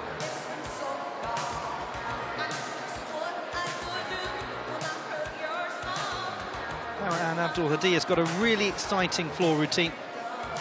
She has an elegance and a sense of theatricality as a performer. She's won a couple of Southeast Asian Games gold medals on floor, along with a couple of team titles. La classifica delle parallele pari Subject of exciting floor routines, Jessica Dowling of Canada, una richiesta di really stylish performer. da parte del Giappone. Pertanto la classifica non è definitiva. There is an inquiry in ranking of parallel bars, so the ranking is not confirmed. Just hearing an announcement by the stadium announcer to say that the men's parallel bars competition is undergoing some form of inquiry at the moment. I'm not sure entirely what that inquiry is, but obviously I shall let you know if I know anything and if anything changes. So just stick a pin in the parallel bars results for the time being. We'll see what occurs later. But for now, our focus is on the women's floor exercise. Aiko Sugihara, the gymnast who took a team gold, was 4th in the all-around, 4th on balance beam. Second strongest qualifier here with a score of 13.25.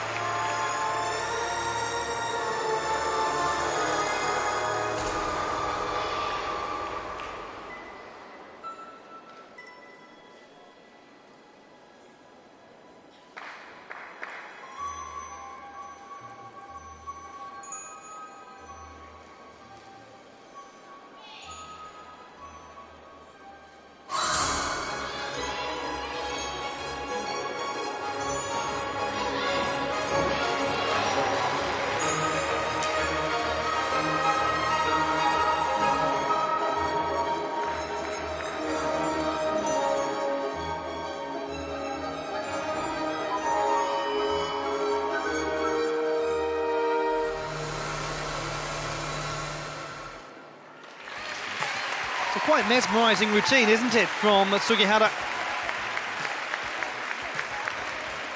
Gymnast whose academic studies are conducted at the Japan Women's College of Physical Education. 19-year-old is from Osaka originally. Great city that I thoroughly recommend you taking a visit to if you happen to be popping out to Tokyo for the Olympic Games next year.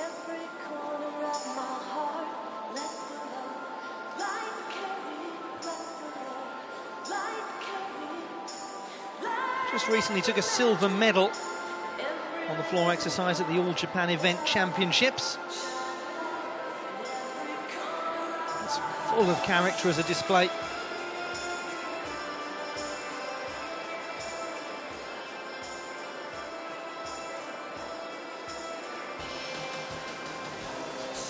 It's a wonderful song being played at the moment. Love Shine Light by Katrina and the Waves. Last time the UK won the Eurovision Song Contest back in 1997. I'm sure you all knew that. Just wanted to remind you. We'll get there again one day. Now, we've had confirmation of an inquiry being submitted in the parallel bars competition. Kakeru Tanegawa, it's a difficulty score. He had a 5.9 for difficulty in the final versus a 6.2 in qualification. So they're looking at that again now.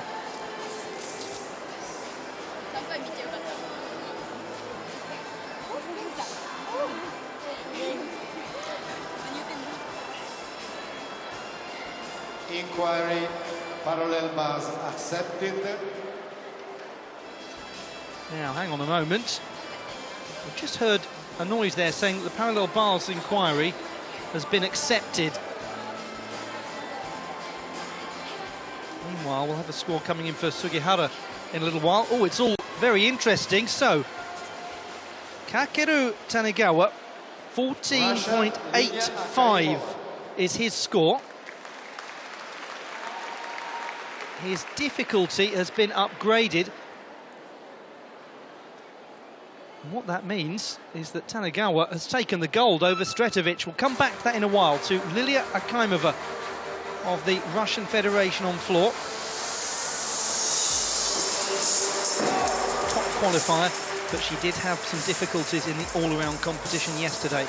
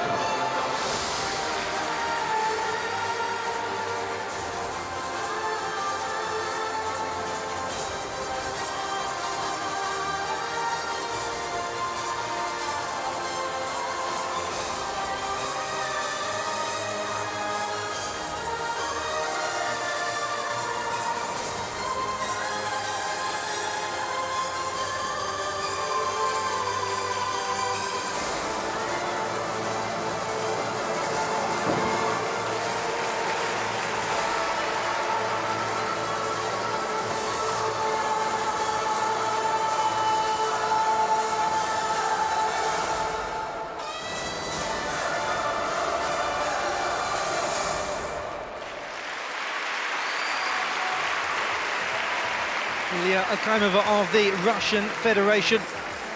Team silver medal. She went out and produced a bronze medal in the all-around final. And she once again had moments of difficulty with this floor routine.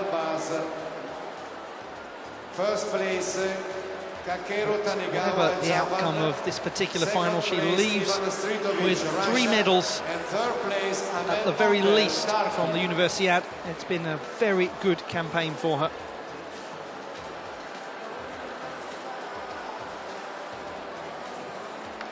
But with the top qualifier having had some problems, then there is potential for others to make their way through and impose themselves. Could one of them be Takeda? Now there is confirmation of the change to the parallel bars standings. Even Stredovic drops down to silver medal. Kakeru Tanagawa goes up to gold. Ahmadunda, bronze medal position remaining the same for him. And that's because Tanagawa was originally given a 5.9 difficulty score. It was then reverted to the 6.2 that he had in qualification. Meanwhile, Lilia Akaimova is in second position. Her score 12.25. To Farah Abdul Hadi of Malaysia, 25-year-old from Subang Jaya. 4 times a Southeast Asian Games champion, including twice on floor. She's the reigning Southeast Asian Games champion on floor.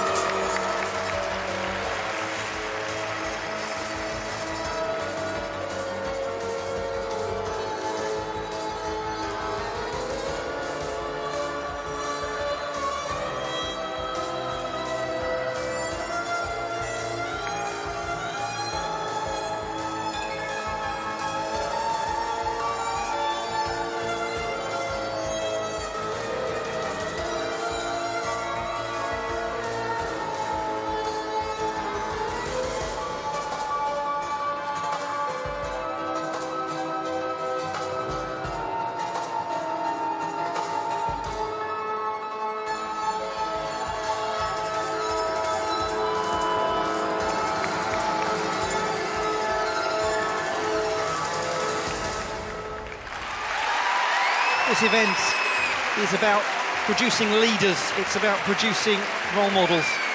And Farah Abdul Hadi, she's certainly, to refer to the motto of FISU, in today's stars, tomorrow's leaders, she's certainly a star of today.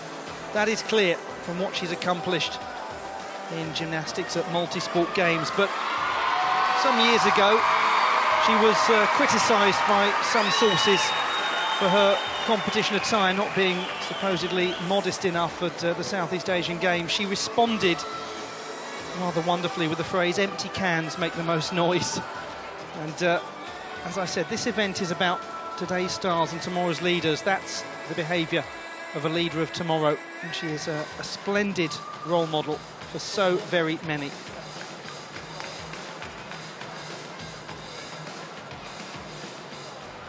It's a great display as well. It really is a stylish performance.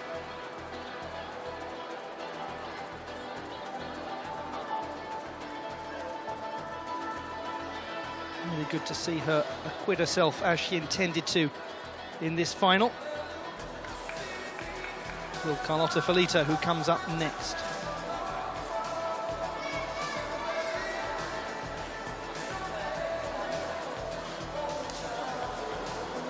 Sugihara leads with a score of 13.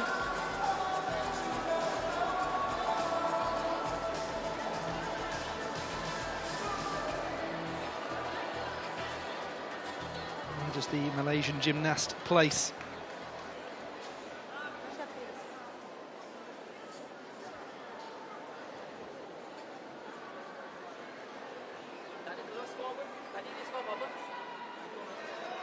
Bit of a wait for Carlotta Felito to take to the competition floor.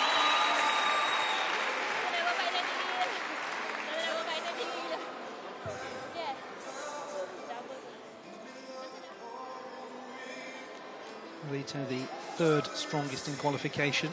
Just having a last conversation with herself about what she needs to do. Go out there and perform. It's a great routine, by the way. If you haven't seen Felito's, it's another great piece of storytelling and performance. It's enormous fun to watch, and it really will get the crowd going. You can bet your bottom dollar.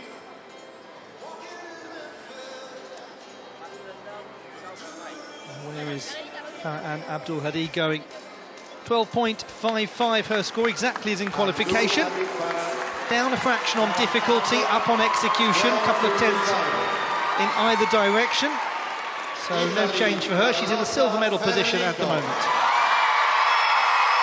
Representing the host nation, as if you couldn't tell from the raw, Carlotta Ferlito of Italy, 13.2 in qualifying, she was the third strongest.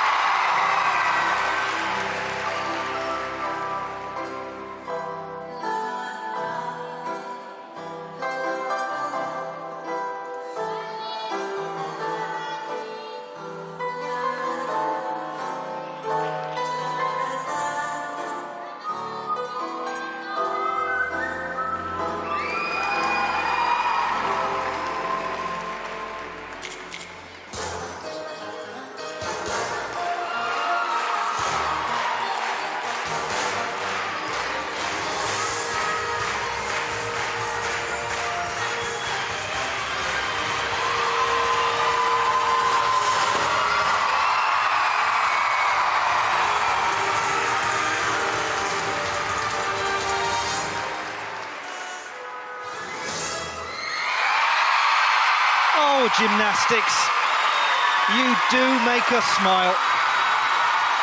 Carlotta Ferlito moved to tears by the reception she has received from the crowd here.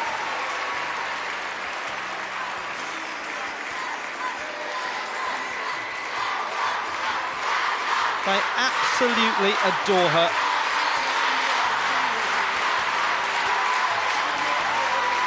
She has delivered a performance of such style and such quality and such character. And yes, this is gymnastics, and yes, there's great tumbling going on. There needs to be great tumbling going on. But the dance work in here, the balletic quality to the pirouettes, that must not be underestimated. There was some lovely, lovely choreography. Evidence of very clean fundamental work. She had real stability and real variety to her pirouettes, and all of it was delivered with theatricality and art. It's been an incredibly emotional process for all of these Italian gymnasts, celebrating as teammates and friends.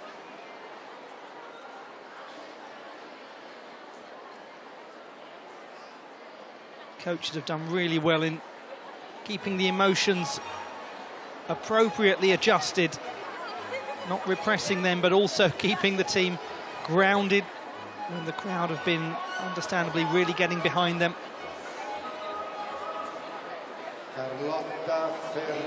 Carlotta Ferlito has moved into the gold medal position, her score 13.2, and they've just discovered, in case you couldn't tell,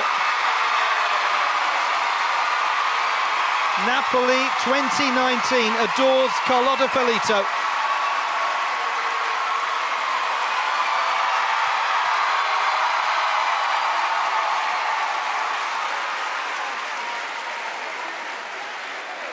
Successfully blocking all of it out. Uliana Perebinosova of the Russian Federation, the 5th strongest in qualifying.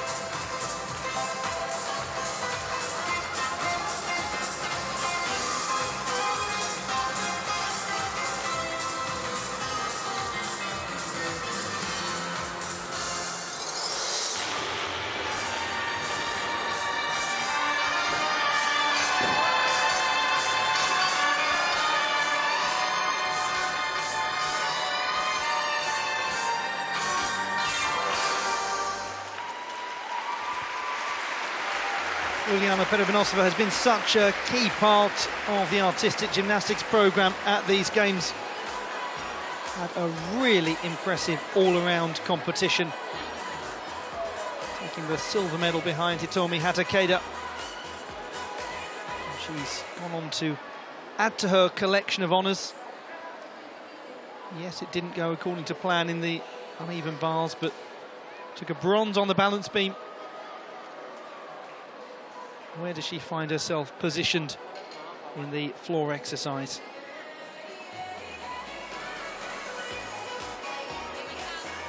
So we have 3 competitors to go after this.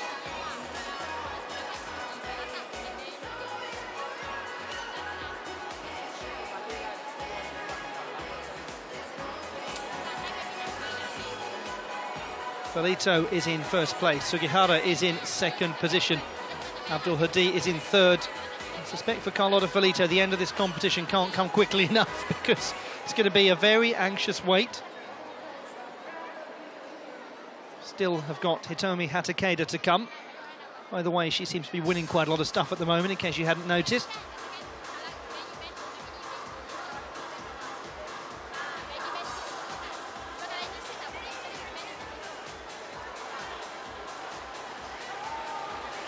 It's 12.7 for Perevinosova, so she's dislodged Farah Abdul Hadi to go into the bronze medal position. Now to Jessica Dowling of Canada. This is a routine that's really captured people's attention. There's been a lot of buzz on social media about it, people saying they can't wait to see this one again. Well, you now have your wish. This is a lot of fun.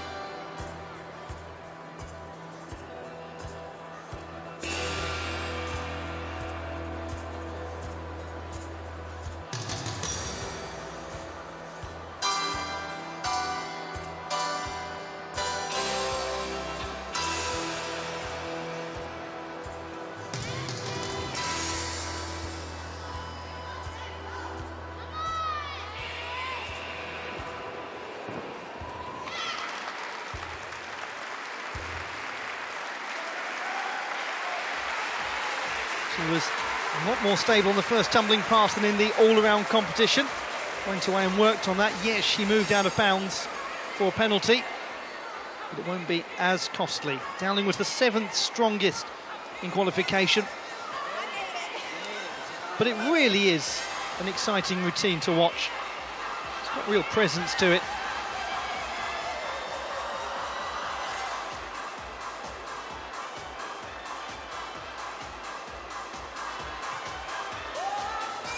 Struggled with getting the angle of attack right at the second bit of the tumbling pass, just coming a little bit low into it.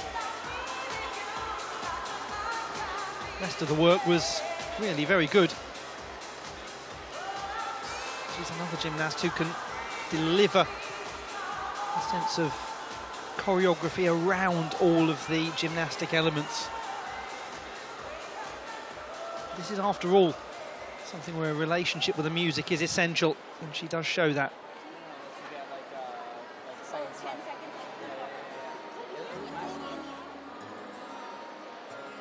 Next to come, Hitomi Hatakeda. 11.95 for Dowling. Jessica Dowling. That has her in 6th position. Japan, Hitomi Hatakeda. Now, Hitomi Hatakeda. Here she goes. She has won 4 gold medals so far. She comes into this as the 4th strongest in qualification. Carlotta Felito leads on 13.2. Hatakeda was 0.2 behind that in qualifying.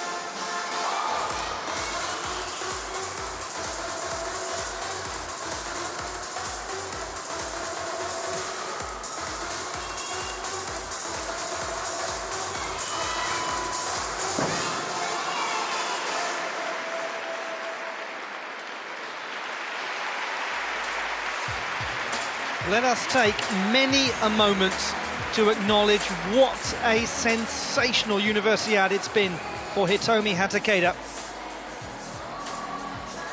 No gymnast has won more than she has done. A quite amazing haul of medals. 4 golds, team, individual all-around, balance beam, uneven bars. Now there were moments like that that will carry clear deductions. Is she going to be able to do enough to get to Carlotta Felito? Even if she hasn't done, even if she comes away with nothing at all from this floor competition, she has been an absolute revelation. She's stepped forward and taken full control of gymnastics at these games. And she's done it all through being a brilliant team player as well. It won't be a further medal for Hitomi Hatakeda, but what a games it has been. She still leads. She is last to go. Fan Ko-ching of Chinese Taipei, the 8th strongest in qualification. Carlotta Felito is guaranteed at least a silver medal. Is this going to end with home gold for the host nation? Fan Ko-ching is the only gymnast who can do something about it.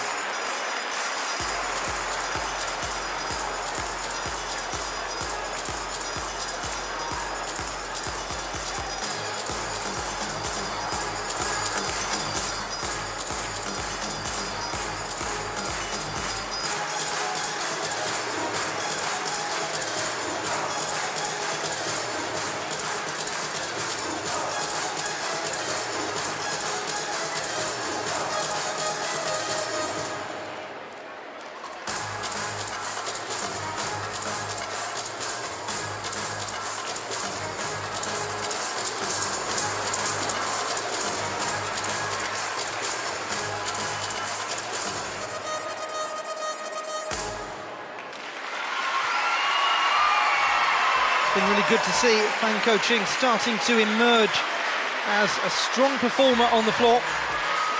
She's getting into these World Cup finals now, and that will only bolster her confidence. She's only 18,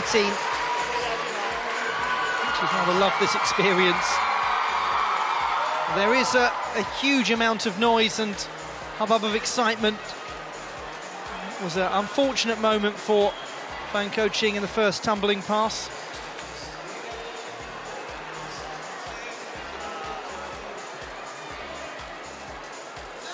But there's great signs of promise in this gymnast.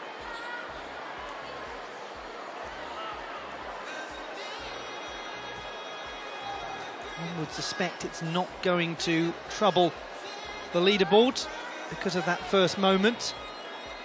Felito leads, Sugihara second place, Pervinosova in third.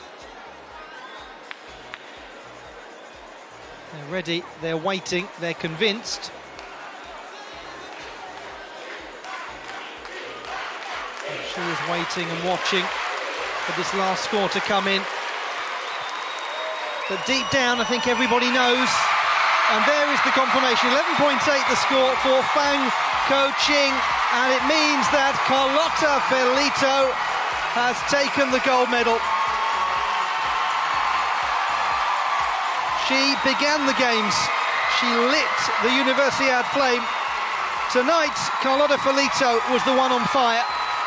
And nobody else could hold a candle to her. A glorious gold for the host nation and for Carlotta Felito in the women's floor competition. And that little video that she took on her phone is just about the most perfect way to capture the moments.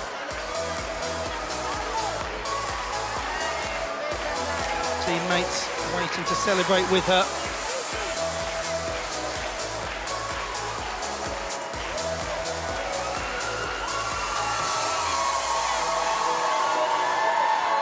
Definitely need to get the coach in there as well, because she has played an absolutely enormous role in managing this team so well.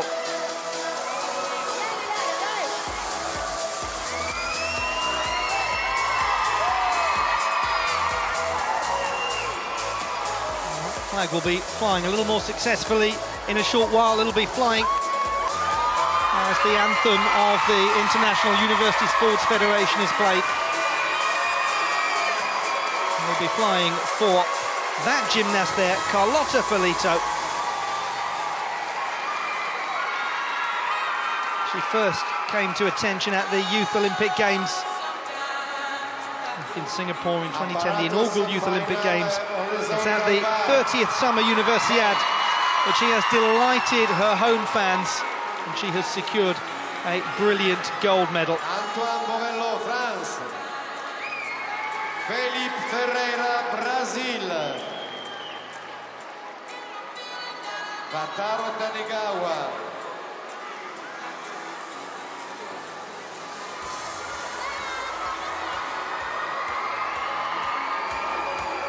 Confirmation of the final standings in the women's floor competition. Uliana Pervinosova of the Russian Federation taking the bronze, Aiko Sugihara of Japan the silver, Carlotta Felito of Italy winning the gold medal for the host nation. Morello, France. Andrea Russo, Italia.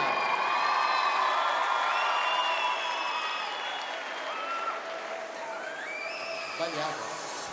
Wataru Tanigawa, Japan. Kakeru Tanigawa, Japan. And on we go with the final, the men's horizontal bar competition. And the introduction of the competitors. Jiahan Tang, Chinese Taipei. Milad Karimi, Kazakhstan. And Felipe Ferreira, Brazil. There's no Kazuma Kaya in this competition. He was 5th best in qualifying, but the Tanigawa brothers, Kakeru and Wataru, were the 2nd and 3rd strongest respectively in qualification. It will be Wataru Tanigawa, the 3rd strongest, who goes 3rd in the order, followed by the 2nd strongest, his younger brother Kakeru. It was Tang Xiaohung of Chinese Taipei who was the best performer in qualification. His score was 14.7. He's got a lot of difficulty in the routine and also some very compelling execution if all goes according to plan. There are 9 in this final, and the reason for that is the gymnasts Andrea Russo and Felipe Arakawa Ferreira being deadlocked on 13.7. Same execution, same difficulty. This is a look back at some of the action from the women's floor competition.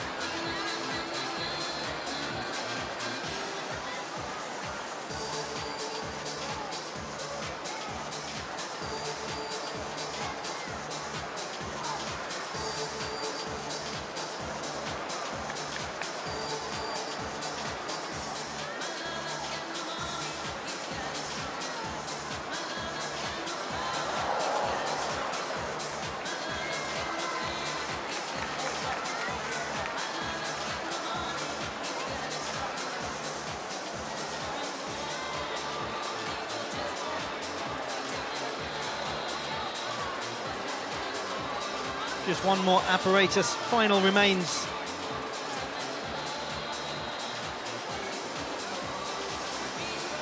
Where we get a new nation taking a gold medal. So far we've had gold medals for Japan, the Russian Federation, Chinese Taipei, Armenia, Azerbaijan, Italy and the Republic of Korea. With the small extra detail that 7 of those gold medals have been won by Japan, who have been absolutely dominant. Italy have just taken their first.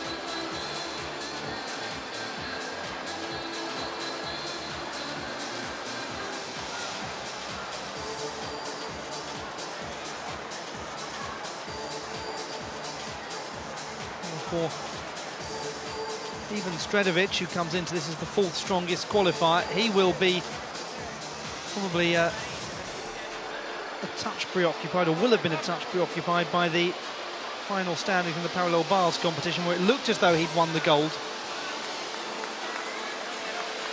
And then it turned out that Kakeru Tanegawa's difficulty score had not been correctly calculated, so Stredovic 14.8 was in a position looking like he'd won the gold medal. Kakeru Tanegawa was on 14.55. But then that extra 0.3 took Tanegawa to the gold by half a tenth. Stredovic now needs to put that very firmly behind him and concentrate on this apparatus final, where he really does excel. He's an excellent gymnast on the horizontal bar.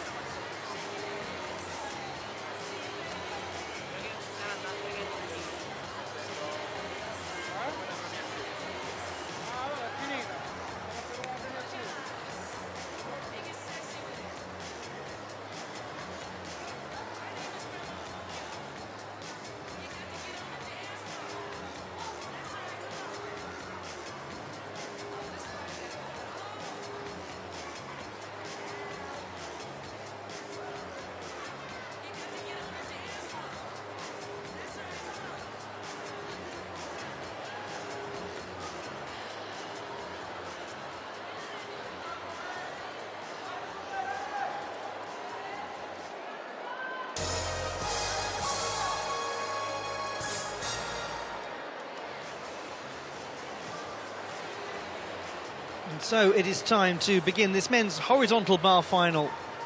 The last action in the sport of artistic gymnastics at Napoli 2019. But not the end of all gymnastics competition. Well, there is still 3 days of rhythmic gymnastics to come.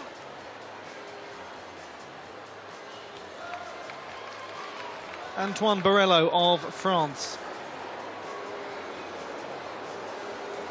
7th strongest in qualification, 13.85, but he did come off the bar in the all-around final.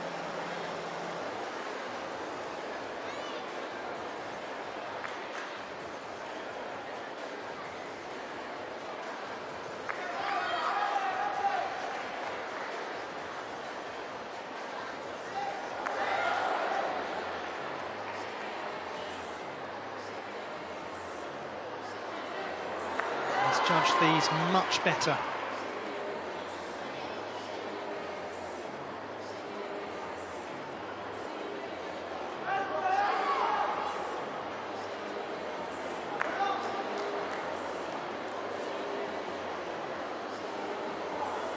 Gets the cross-hand grip in the Kachev.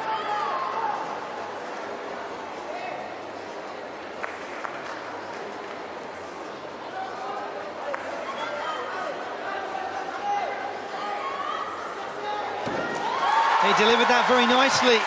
Antoine Borello, way better than the all-around final. Comes from a great gymnastics family. His mother, father, brother, all gymnasts.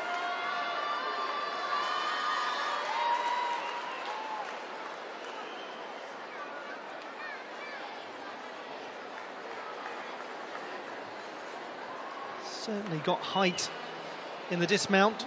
Looked as though he was going to struggle to hold it for a moment. Kept himself nice, neat and stable.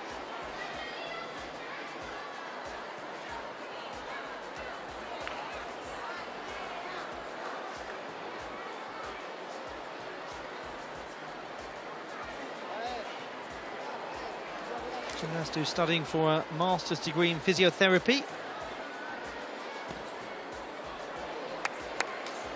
He has his undergraduate degree in sports science.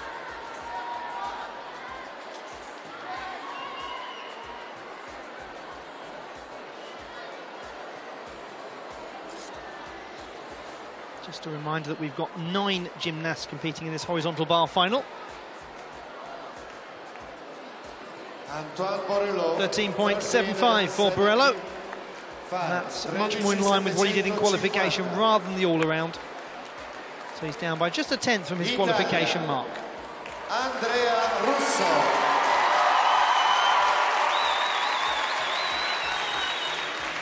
Andrea Russo, joint 9th strongest qualifier, 13.7.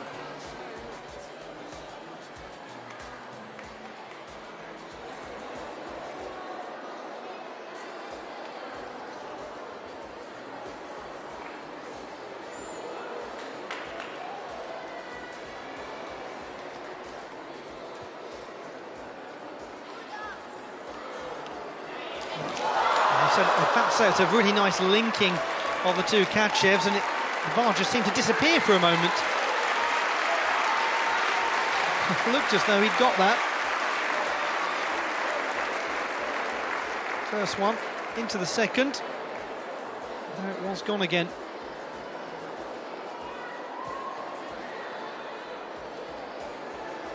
Can happen.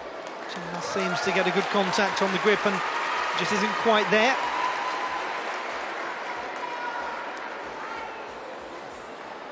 Did very well in the all-around competition. Russo finishing in 7th place.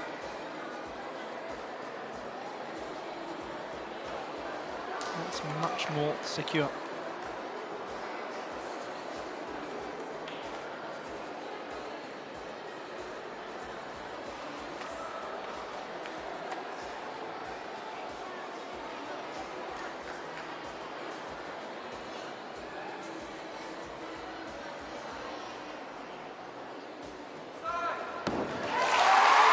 Finishes his competition well after a problem right at the start of the routine. But Andrea Russo should just take a moment to acknowledge just how well he's done in this event. That he delivered really well, the mixed grip release and catch.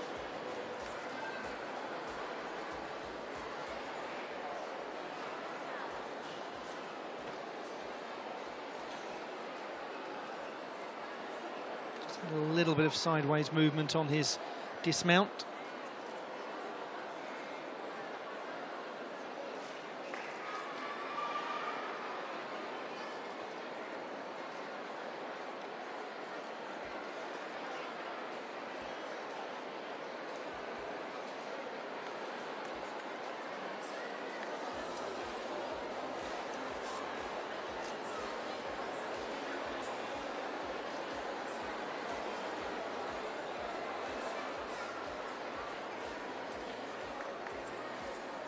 Third strongest qualifier is about to take to the bar.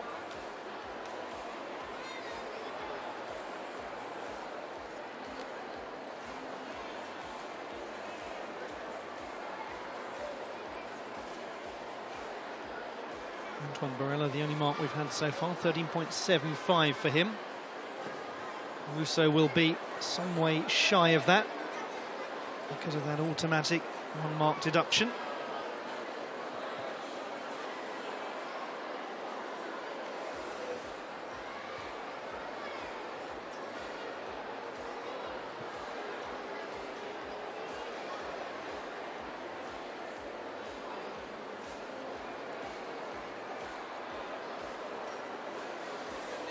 There's quite a lot of deliberation going on with the judges.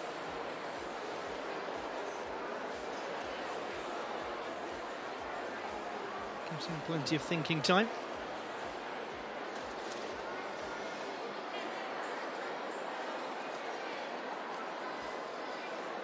Russo's score is in, 12.7 is the number.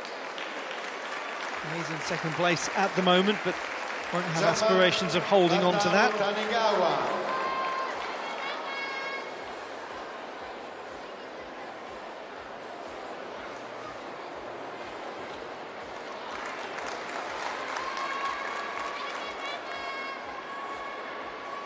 Wataru Tanegawa, the third best in the qualification process.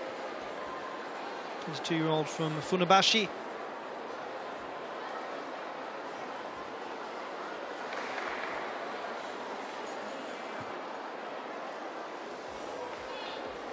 This is nice. Whoa, well, it really was nice work. I was about to say nice work with some real amplitude. Turns out there was a touch too much of it. That was good. That was so nearly just right. That's the difficulty of going into the mixed grip. Let's have one more look at this. Oh, it really was marginal though.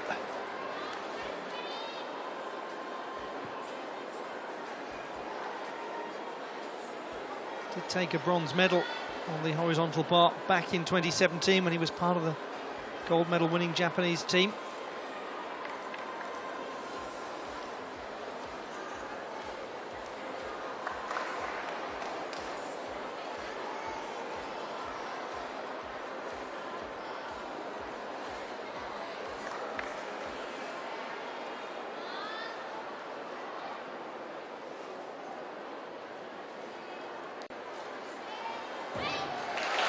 Then lands with a great degree of elegance, Wataru Tanegawa. Interesting start to this horizontal bar final. 2 out of the 3 gymnasts so far have had a loss of contact when going for one of their catches, and there it was. Well, that was the one that he made successfully after getting back onto the apparatus.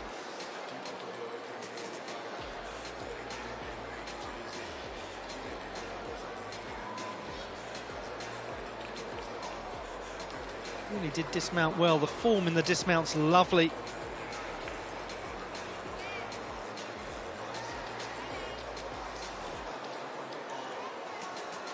That moment of difficulty for the third strongest qualifier, could potentially open the door for others.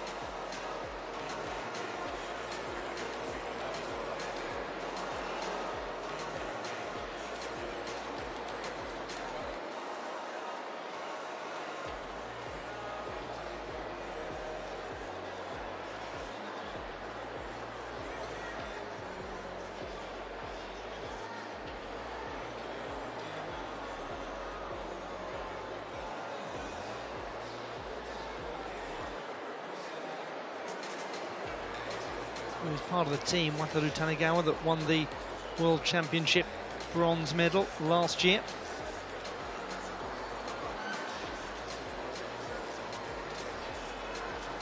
It's 12.95.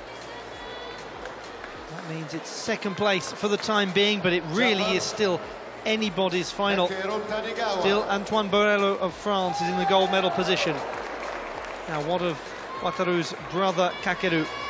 Younger brother. Both of them students at Juntendo. The second strongest qualifier with 14.625.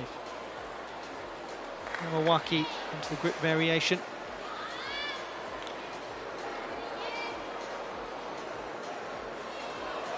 No, he was nowhere near.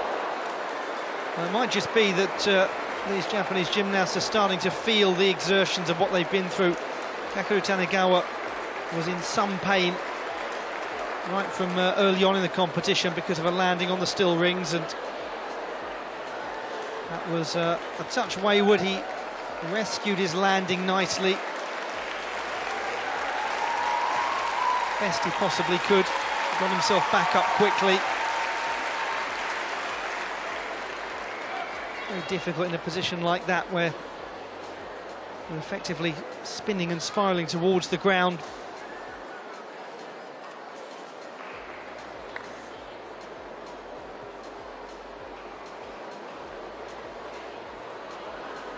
His recovery is impressive, as it always is. To produce a moment of such fluidity after what must have been a painful landing.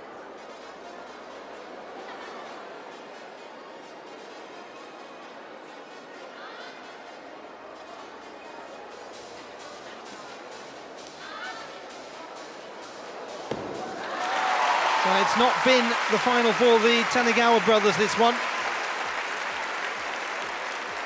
They both have had difficulties in their routines, but nonetheless, what an absolutely glorious campaign it's been for them in terms of their contribution to the team effort.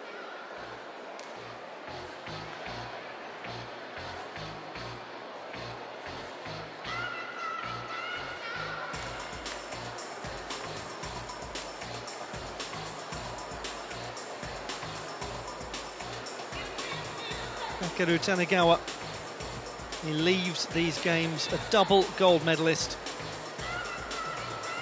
Gold medal winning effort in the team, and also that success in the parallel bars competition.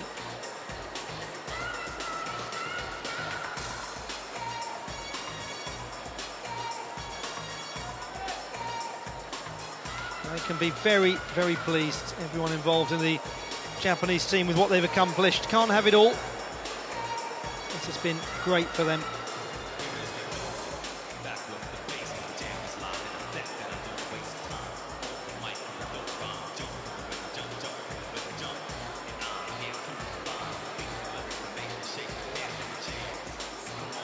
So just the 7 gold medals then for Japan in this artistic gymnastics programme. 13.3 for Kakeru Tanegawa. And he is in second place. So it's Borello in first, Kakeru Tanegawa second, Wataru Tanegawa third. Now to Ahmed Under. Ahmed Onder, Turkey. Was the 8th strongest in qualifying. But suddenly, we're in the second half of the competition. And it's a 12.95 that occupies bronze. Now Under just recently took European Games silver on the horizontal bar.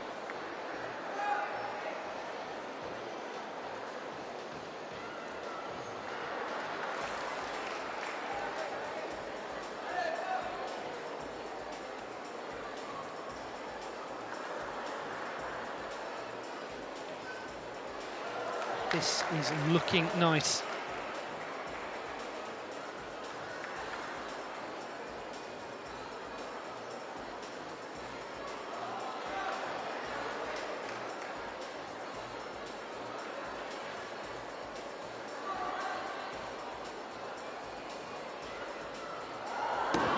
Step forward, Ahmed Under, because he may well have just taken control of this competition.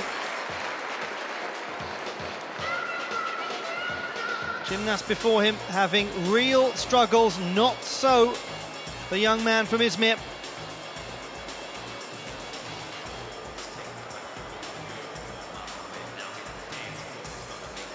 Got through all of his release and catch moves with confidence, with precision. And he's just put himself into the picture. Yes, there was a little pace as he came into the dismount, only be in comparison to Borello's 13.75. Borello might have a fraction more on difficulty, but Under, you expect, will have a touch more on execution.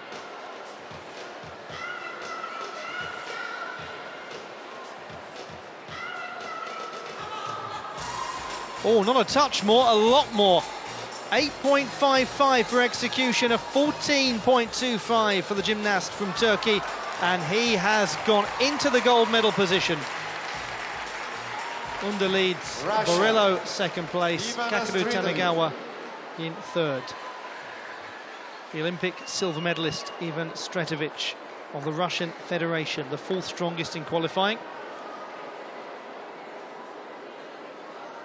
Was a bronze medalist at the Russian Championships on the horizontal bar earlier this year. Very much the sort of environment we know him to be a real performer in. A lovely one-armed giant, a theatrical one-armed giant.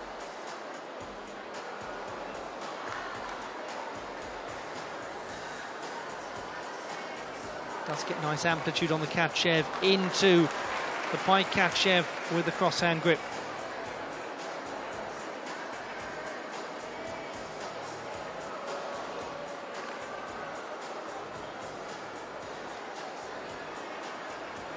Then the straddle Katchev with the cross-hand, so a couple of cross-hand grip catches. A lot of height on his dismount, a very steady landing. He is now in contention too.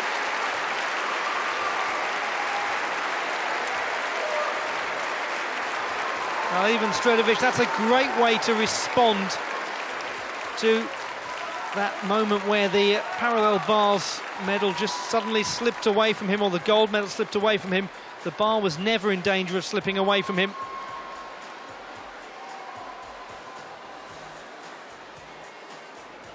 Those were sharp catches. That one particularly aesthetically pleasing.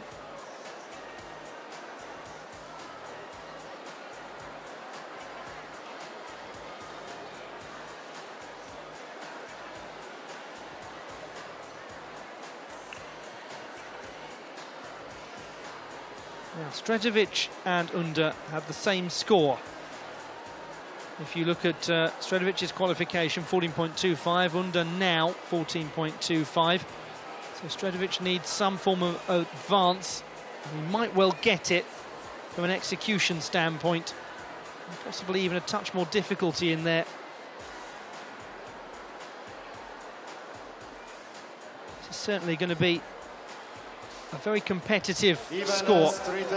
Very competitive. Stretovic goes into the gold medal position, 14.6 for him. So it's Stretovic in first place. Under is in second, Borello is in third. But now we have the top qualifier. Tang Chiahung of Chinese Taipei, the 22-year-old. Just taken a silver medal at the Asian Championships in Mongolia on the horizontal bar. And he won the Asian Games gold last year on this piece. He is very, very good. A really nice looking Yamawaki. Really does float over the bar. White Kavchev to mixed grip.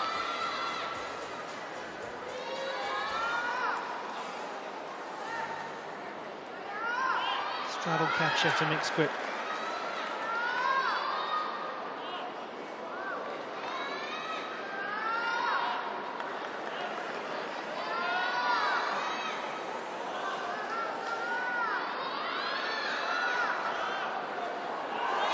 It is a swingful and fluid routine, and suddenly we are seeing gymnasts really deliver in this horizontal bar final.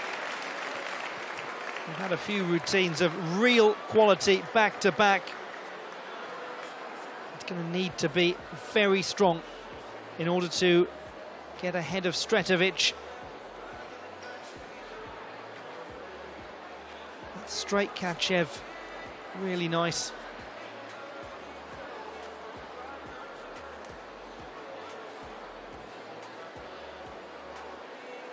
Such nice form, twisting around into that landing. Yes, he takes a few little hops here and there.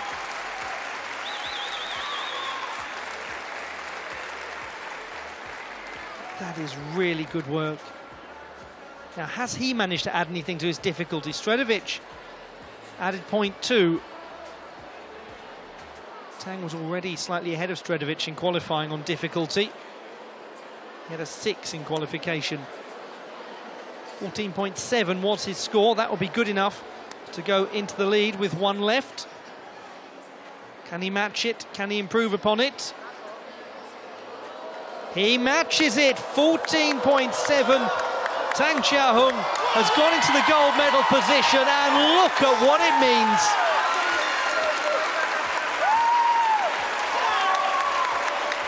He is starting to dominate these big competitions. Asian Games gold on the horizontal bar. He might be about to become the Universiade champion. One gymnast can change things. Milad Karimi of Kazakhstan. So, Tang Xiaohong leads, Ivan Stretovic second, Ahmed Under third. And this the turn of the 6th strongest qualifier.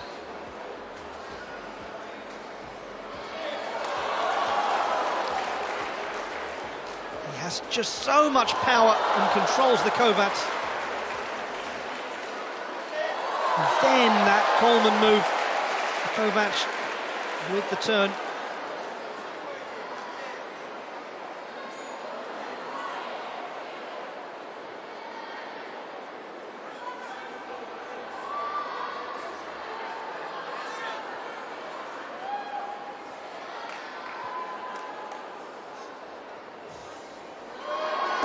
Well, Milad Karimi, you do make things interesting.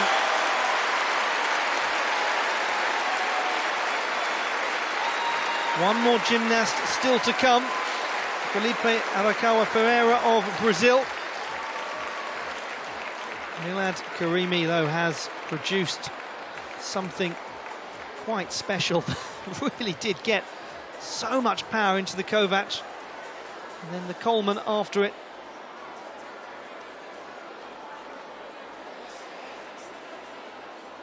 Yes, a touch wild in some places.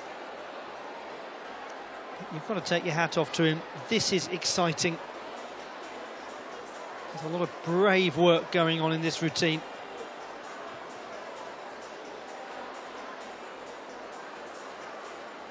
Actually, for the most part, it was very nicely executed.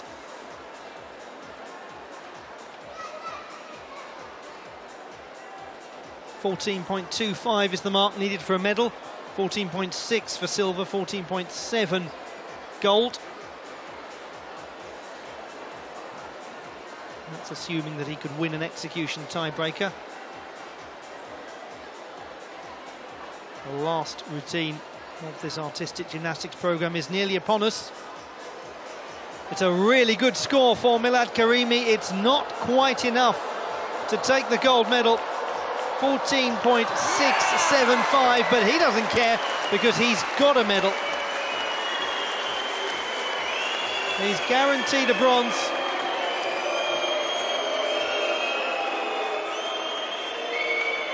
Brazil, Felipe Ferreira. Tang Chia-hung leads, Milad Karimi second, Ivan Sredovic third. The turn of Felipe Ferreira,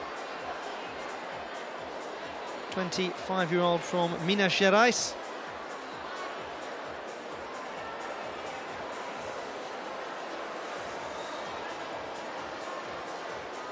Hasn't done a huge amount of international competition recently, but he has got form on this piece. Need to build up the swingfulness. This is good. This is really good, actually. Linking those elements to try to get his difficulty score up.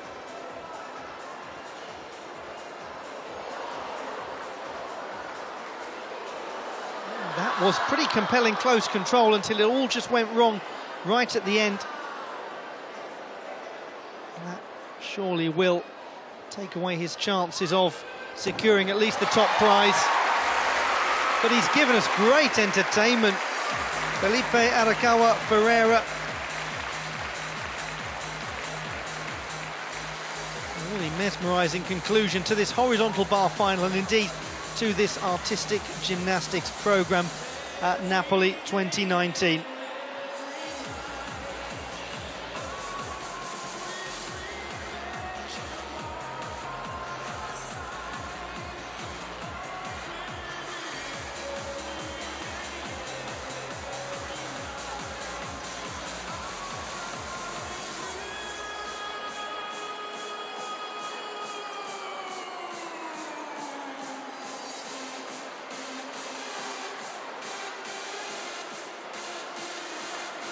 Just the smallest of hops as he comes out of that landing.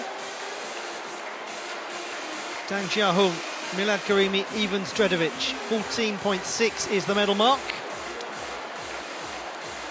That's nice to see between Antoine Borrello and Felipe Arakawa Ferreira. Gave us great entertainment at the end, the Brazilian gymnast.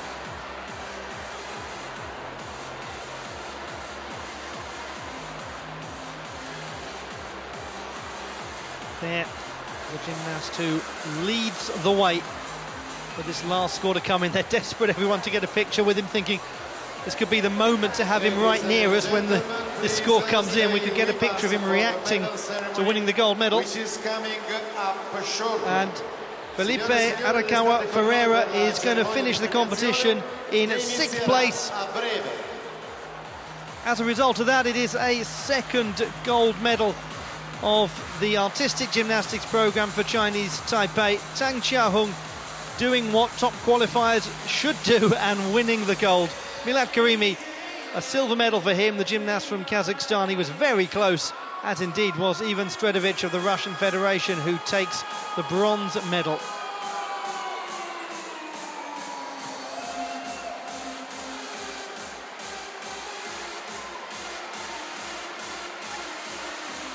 Let's take a moment to have a look back at the best moments of this horizontal bar competition.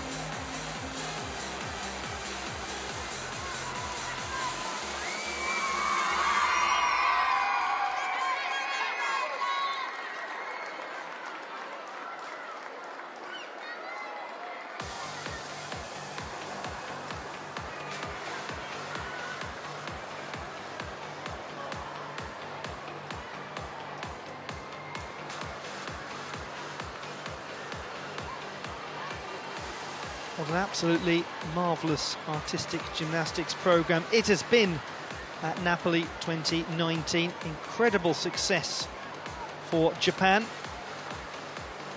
7 gold medals for them. 2 for Chinese Taipei. One for the Russian Federation, one for Armenia, one for Azerbaijan, one for Italy, one for the Republic of Korea. And many other nations also inhabiting other positions on the podium.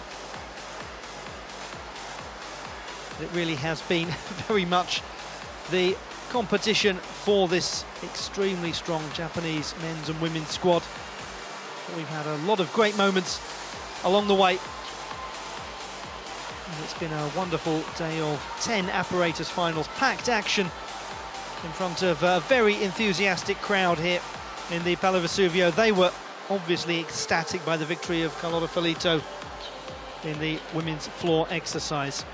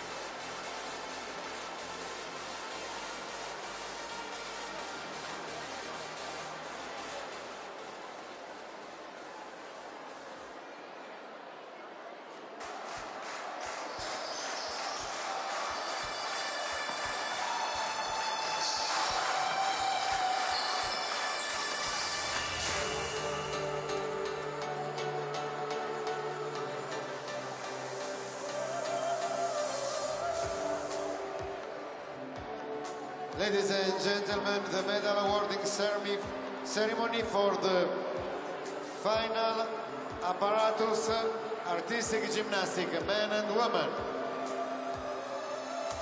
Signore e signori, la cerimonia di premiazione per le finali di specialità di ginnastica artistica maschile e femminile.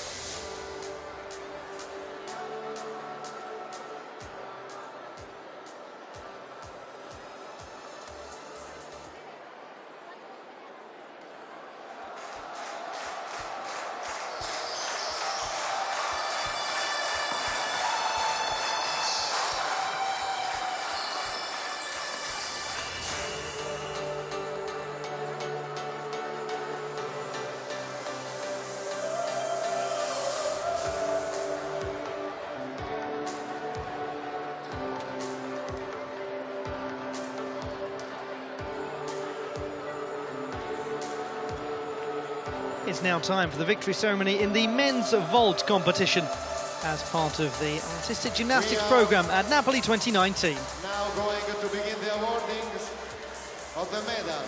Sta per iniziare la consegna delle medaglie. The medals will be presented by Marat Gautolin, member of the International University Sport Federation Medical Committee, e da Rosario Pinton, Vice President of Italian Gymnastics Federation, for the mascot. Le medaglie verranno consegnate da Marat Gautolin, membro della FISU, del Comitato Internazionale Medico, e dal vicepresidente della Federazione Italiana di Ginnastica. Verrà consegnata la mascotte.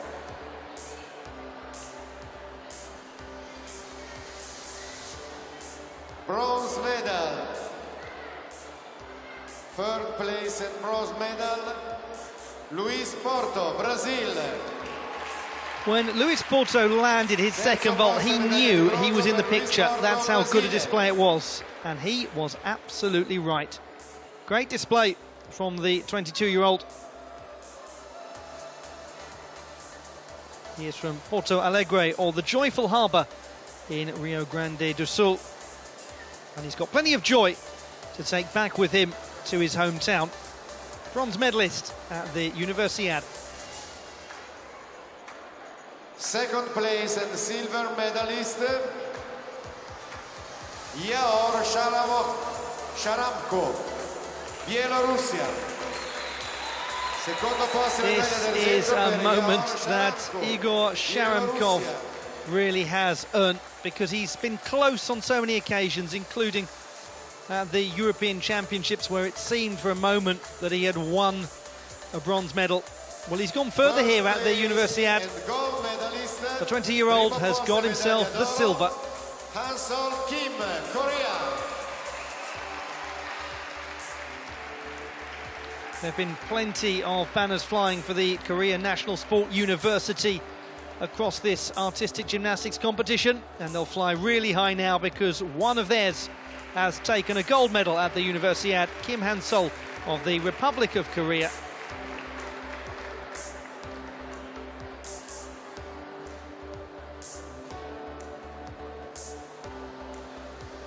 Having taken plenty of honours across the course of his career on vaults, he now adds to his collection a gold here at the Universiade. He is the Universiade men's vault champion. Ladies and gentlemen, and now please rise for the International University Sport Federation Anthem.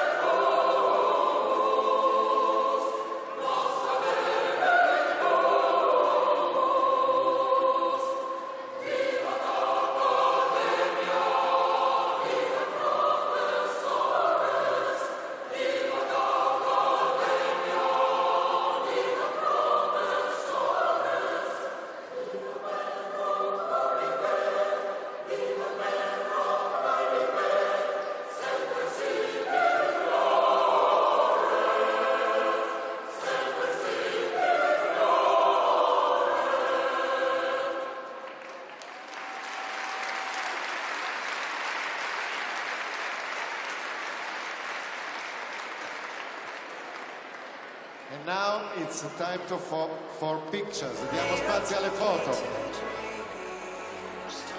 The medalists in the men's vault competition at Napoli 2019.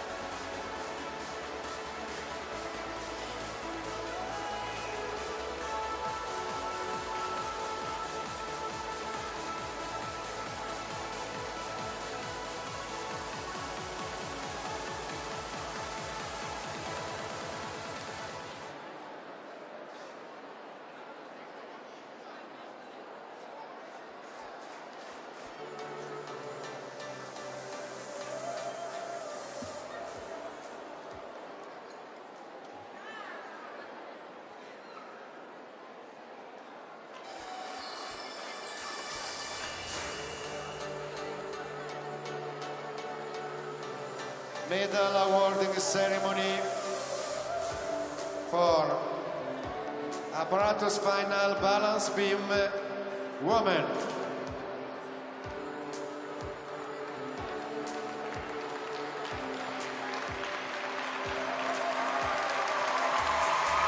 It's time for the victory ceremony for the women's balance beam competition as part of artistic gymnastics at the 30th Summer Universiade.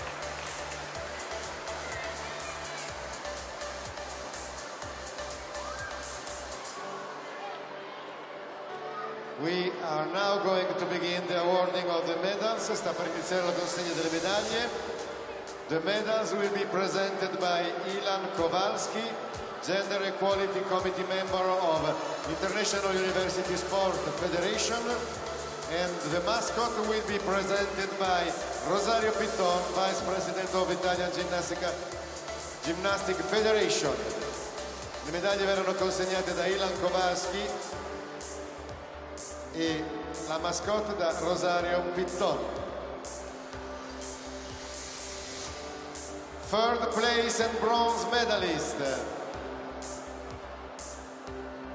Uliana Perebinosova, Russia. Terzo posto e medaglia di bronzo per Uliana Perebinosova, Russia. The bronze medal to Uliana Perebinosova of the Russian Federation. A score of 12.8 to add to the silver medals that she won in the team competition and the all-around.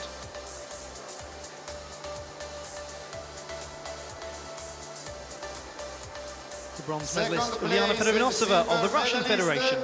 Secondo posto e medaglia d'argento Lara Mori, Italia.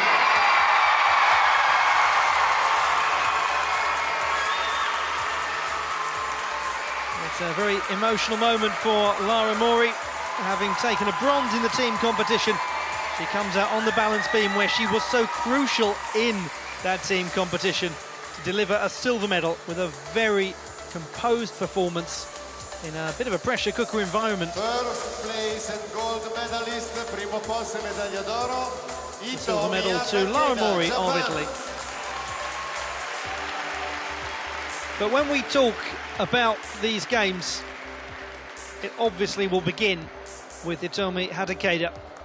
Gold medal number 4. That's how good she's been.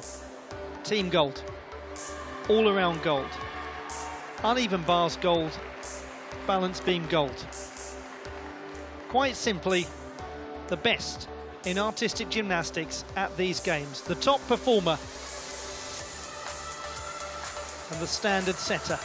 The gold medal to Hitomi Hatakeda of Japan.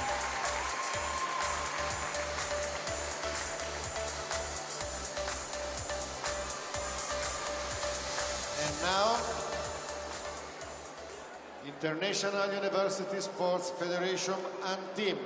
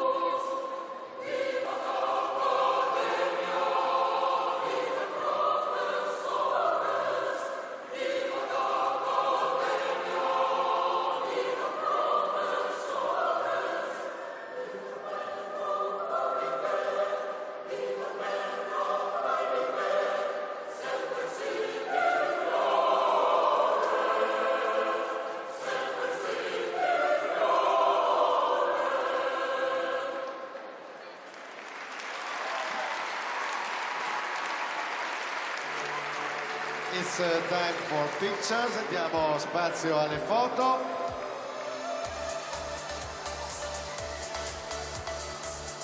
The medalists in the women's balance beam competition at Napoli 2019.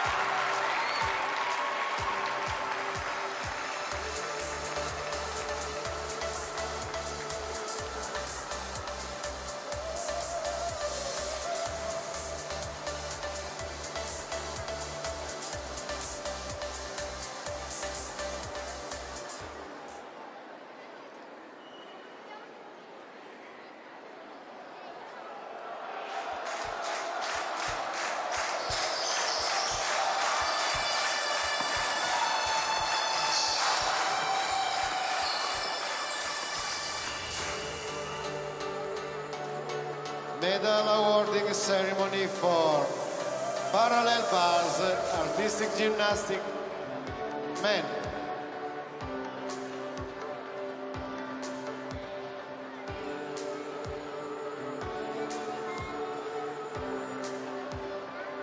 It's time for the victory ceremony in the men's parallel bars competition here at Napoli 2019. The Apparatus in Ponticelli, Naples, is playing host to all of the gymnastics action at the 30th Summer Universiade. Well, there was a touch of drama after the competition had ended because an inquiry changed around the most crucial positions of all, gold and silver. It took time for the right decision to be reached, but in the judges' eyes, it was reached, and that's what really matters. The mascots will be presented by Rosario Pitton, Vice President of the Italian Gymnastics Federation.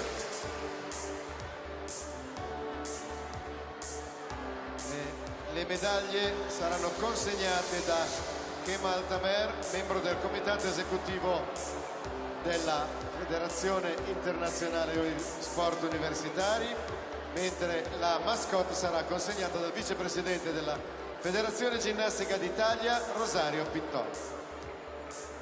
Third place and bronze medalist, terzo posto e medaglia di bronzo, Hamet Onder, Turkey.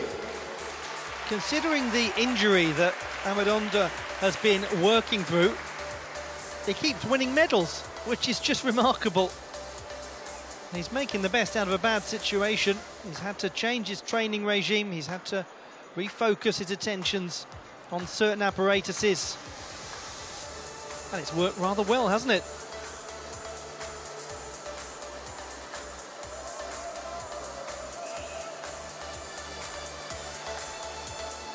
The bronze medal to Ahmed Onda. Second place and the silver medalist, secondo posto e medaglia d'argento, Ivan Stritovic, Russia.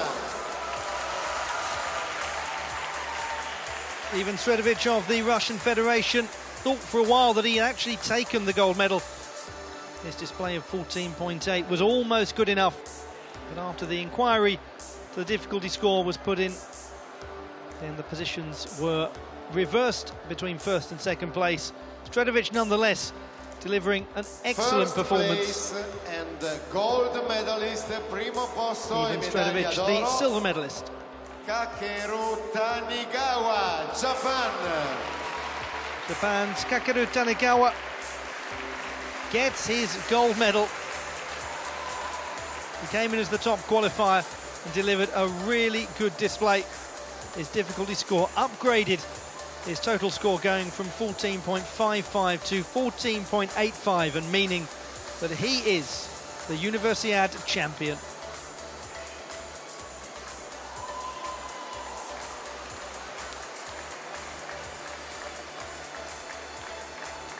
The gold medal to Kakeru Tanigawa of Japan.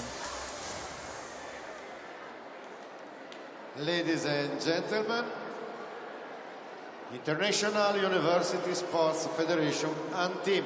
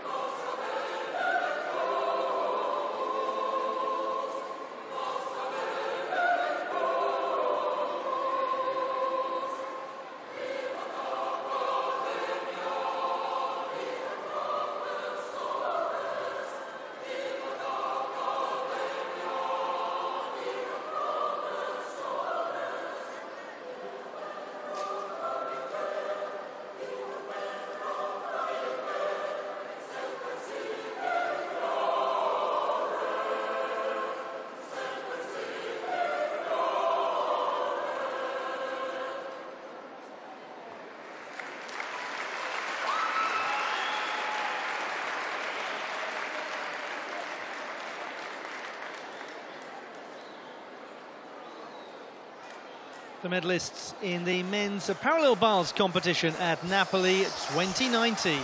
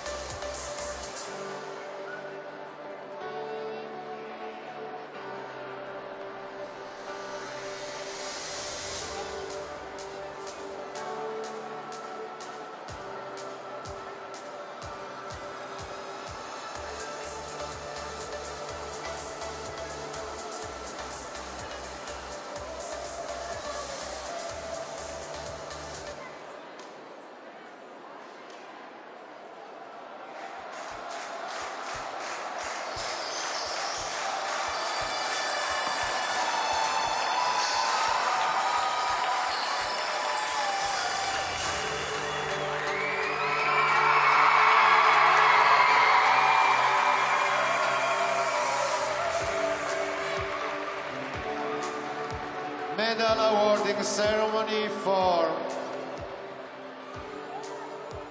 Apparatus Finals Floor Women.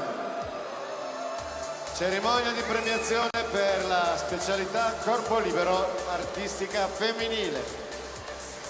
It's now time for the victory ceremony for the women's floor exercise as part of artistic gymnastics at Napoli 2019. Sta per iniziare la consegna delle medaglie.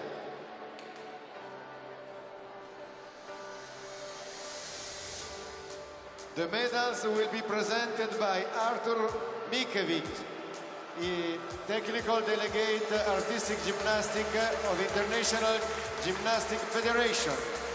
And the mascots will be presented by Rosario Pitton, Vice President of the Italian Gymnastics Federation. Le medaglie saranno consegnate da Artur Mikevic, delegato tecnico della Federazione Internazionale di Ginnastica, e dal vicepresidente della Federazione Ginnastica d'Italia, Rosario Pitton. Third place and bronze medalist, Uliana Perebinosova, Russia. Terzo posto, medaglia di bronzo per Uliana Perebinosova, Russia. A fourth medal of these games for Uliana Perebinosova of the Russian Federation. 2 silvers and 2 bronze medals. Team competition silver, all-around silver. Balance beam bronze, and now a bronze in the final competition for her, the women's floor exercise. A very successful games indeed. The bronze medal to Uliana Perebinosova of the Russian Federation. Silver medalist. Secondo posto, medaglia d'argento, Aiko Sugihara, Giappone, Japan. Having been such an integral part of the Japanese team that won the gold medal at the start of the gymnastics program here in Napoli. Now Aiko Sugihara finishes with an individual medal. A stylish performance in the floor routine. Earned her a score of 13. The silver medal to Aiko Sugihara of Japan. Gold medalist, primo posto, medaglia d'oro, Carlotta Ferlito, Italy. It is unsurprisingly the loudest roar that we have heard in the Pala Vesuvio during the course of these games. It is for the home gymnast and Italy's lone gold medal of the artistic gymnastics program, and it's been won by Carlotta Ferlito.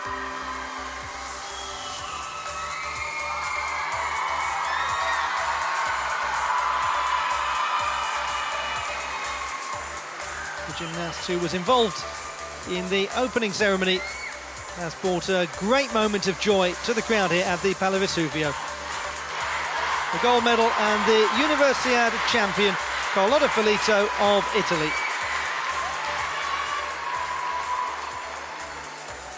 Ladies and gentlemen, and now please rise for the International University Sport Federation Anthem. Signori, per favore in piedi per l'inno della Federazione Internazionale Sport Universitario.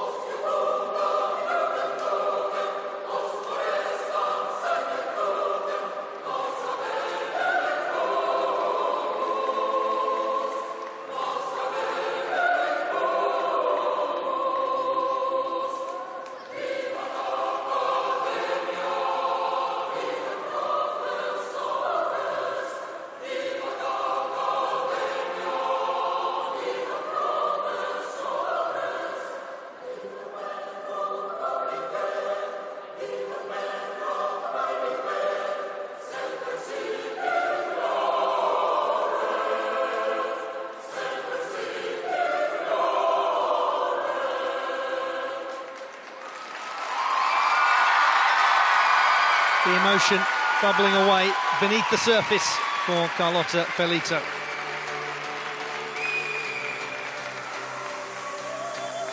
And there they are, the medalists in the women's floor exercise as part of artistic gymnastics at Napoli 2019.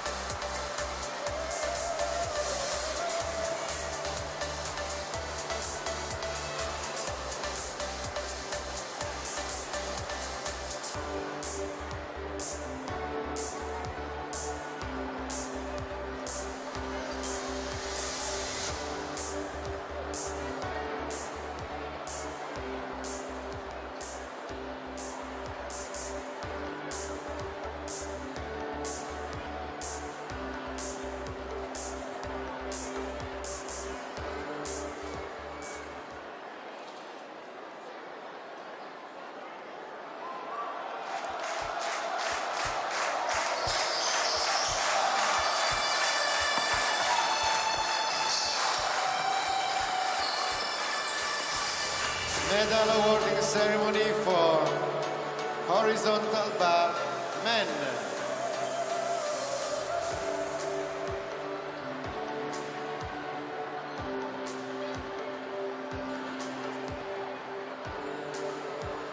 It's time for the victory ceremony for the men's horizontal bar competition at Napoli 2019.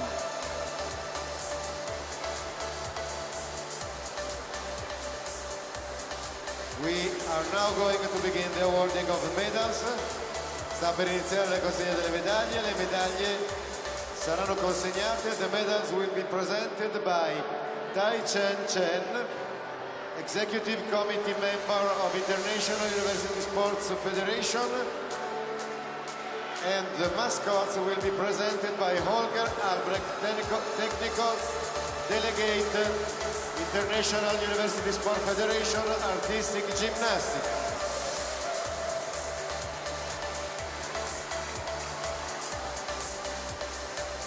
Third place and bronze medalist, Ivan Stritovic, Russia.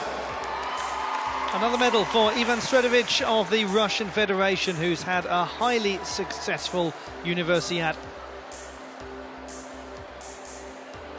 Very much an athlete known for his work on this apparatus.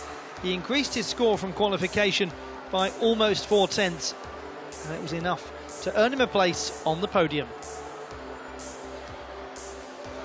Second place and silver medalist, Secondo bronze posto medal medaglia to Ivan d'argento, Sredovic of the Russian Milad Federation. Karimi, Kazakhstan.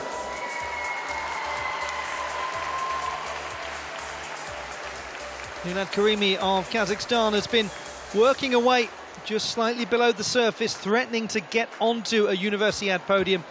And in his second appearance at these games, he's managed to do just that in the final event.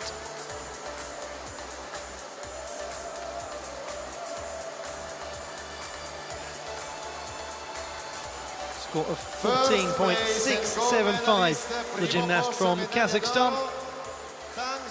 The silver medal to Milad Karimi.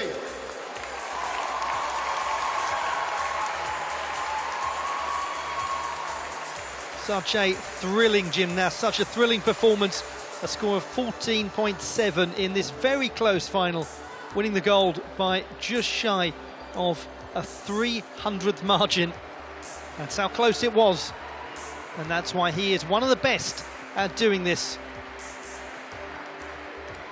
Second gold of the artistic gymnastics program for Chinese Taipei. And another medal for Tang Xiaohong to add to his team silver.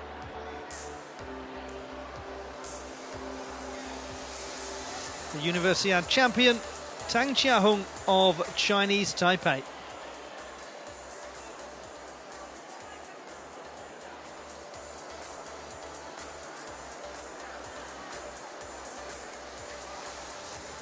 International University Sports Federation and Team.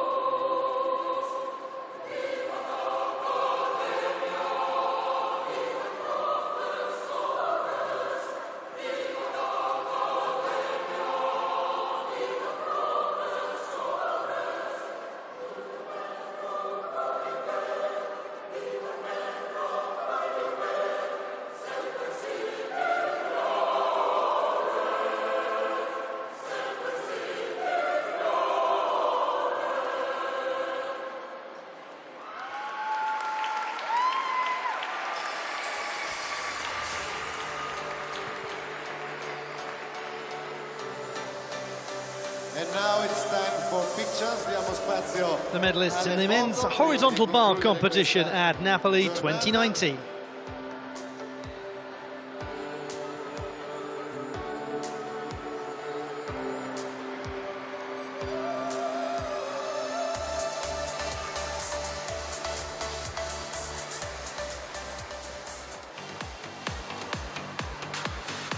And so, as the medalists depart the podium, an opportunity to leave you with some of the finest moments of artistic gymnastics action here at the 30th Summer Universiade in the city of Naples. 30th Summer Universiade in Napoli 2019. I would like to thank all volunteers for their time and dedication toward making this event such a success. Ladies and gentlemen, that concludes The artistic gymnastics program concludes with 7 gold medals to Japan, 2 to Chinese Taipei, and a gold medal to each of the Russian Federation, Armenia, Azerbaijan, Italy, and the Republic of Korea. A 3-day break for gymnastics now, but rhythmic gymnastics returns in the latter part of the games. Until then, I've been Ollie Hogben. Goodbye, but not farewell. Thank you very much.